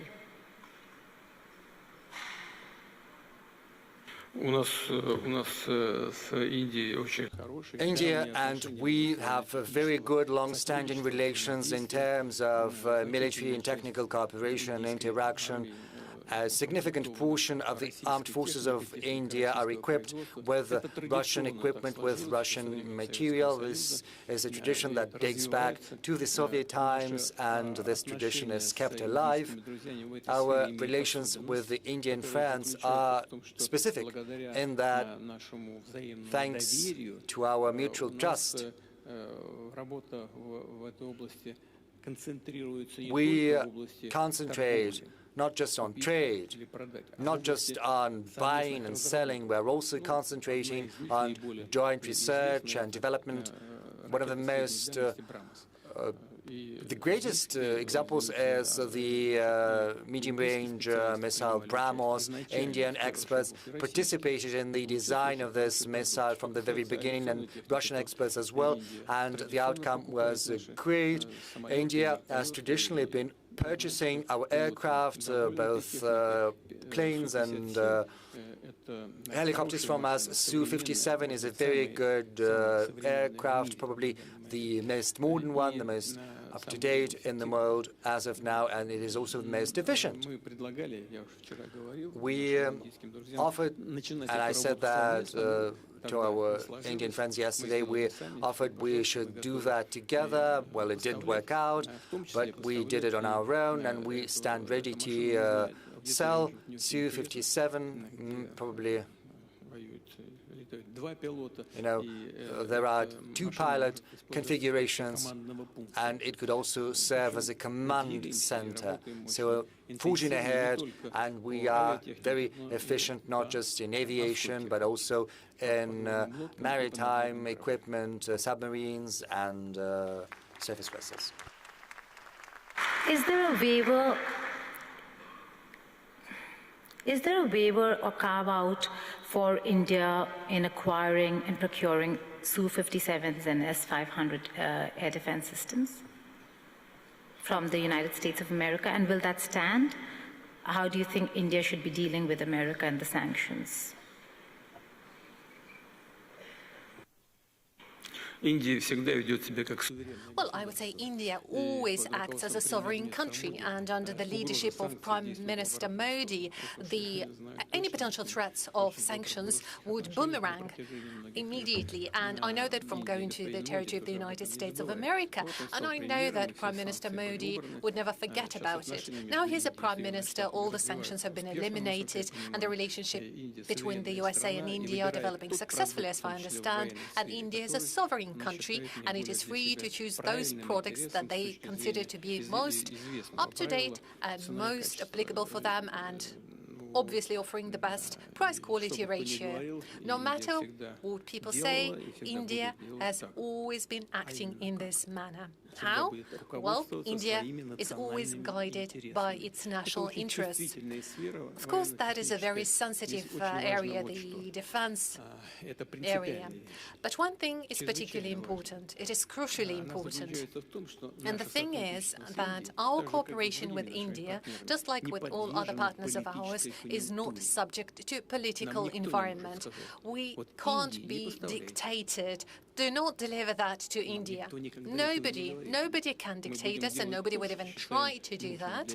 We are always going to do what we consider to be right, and we will always stand true to commitments given to our partners, especially such partners as India. And in this spirit, according to those rules, we do our business, and this is how we're determined to continue. I began the session by saying we can't be dictated to, and my co-moderator, President Putin, has said the same. On that note, we end the session. Thank you so much for joining us.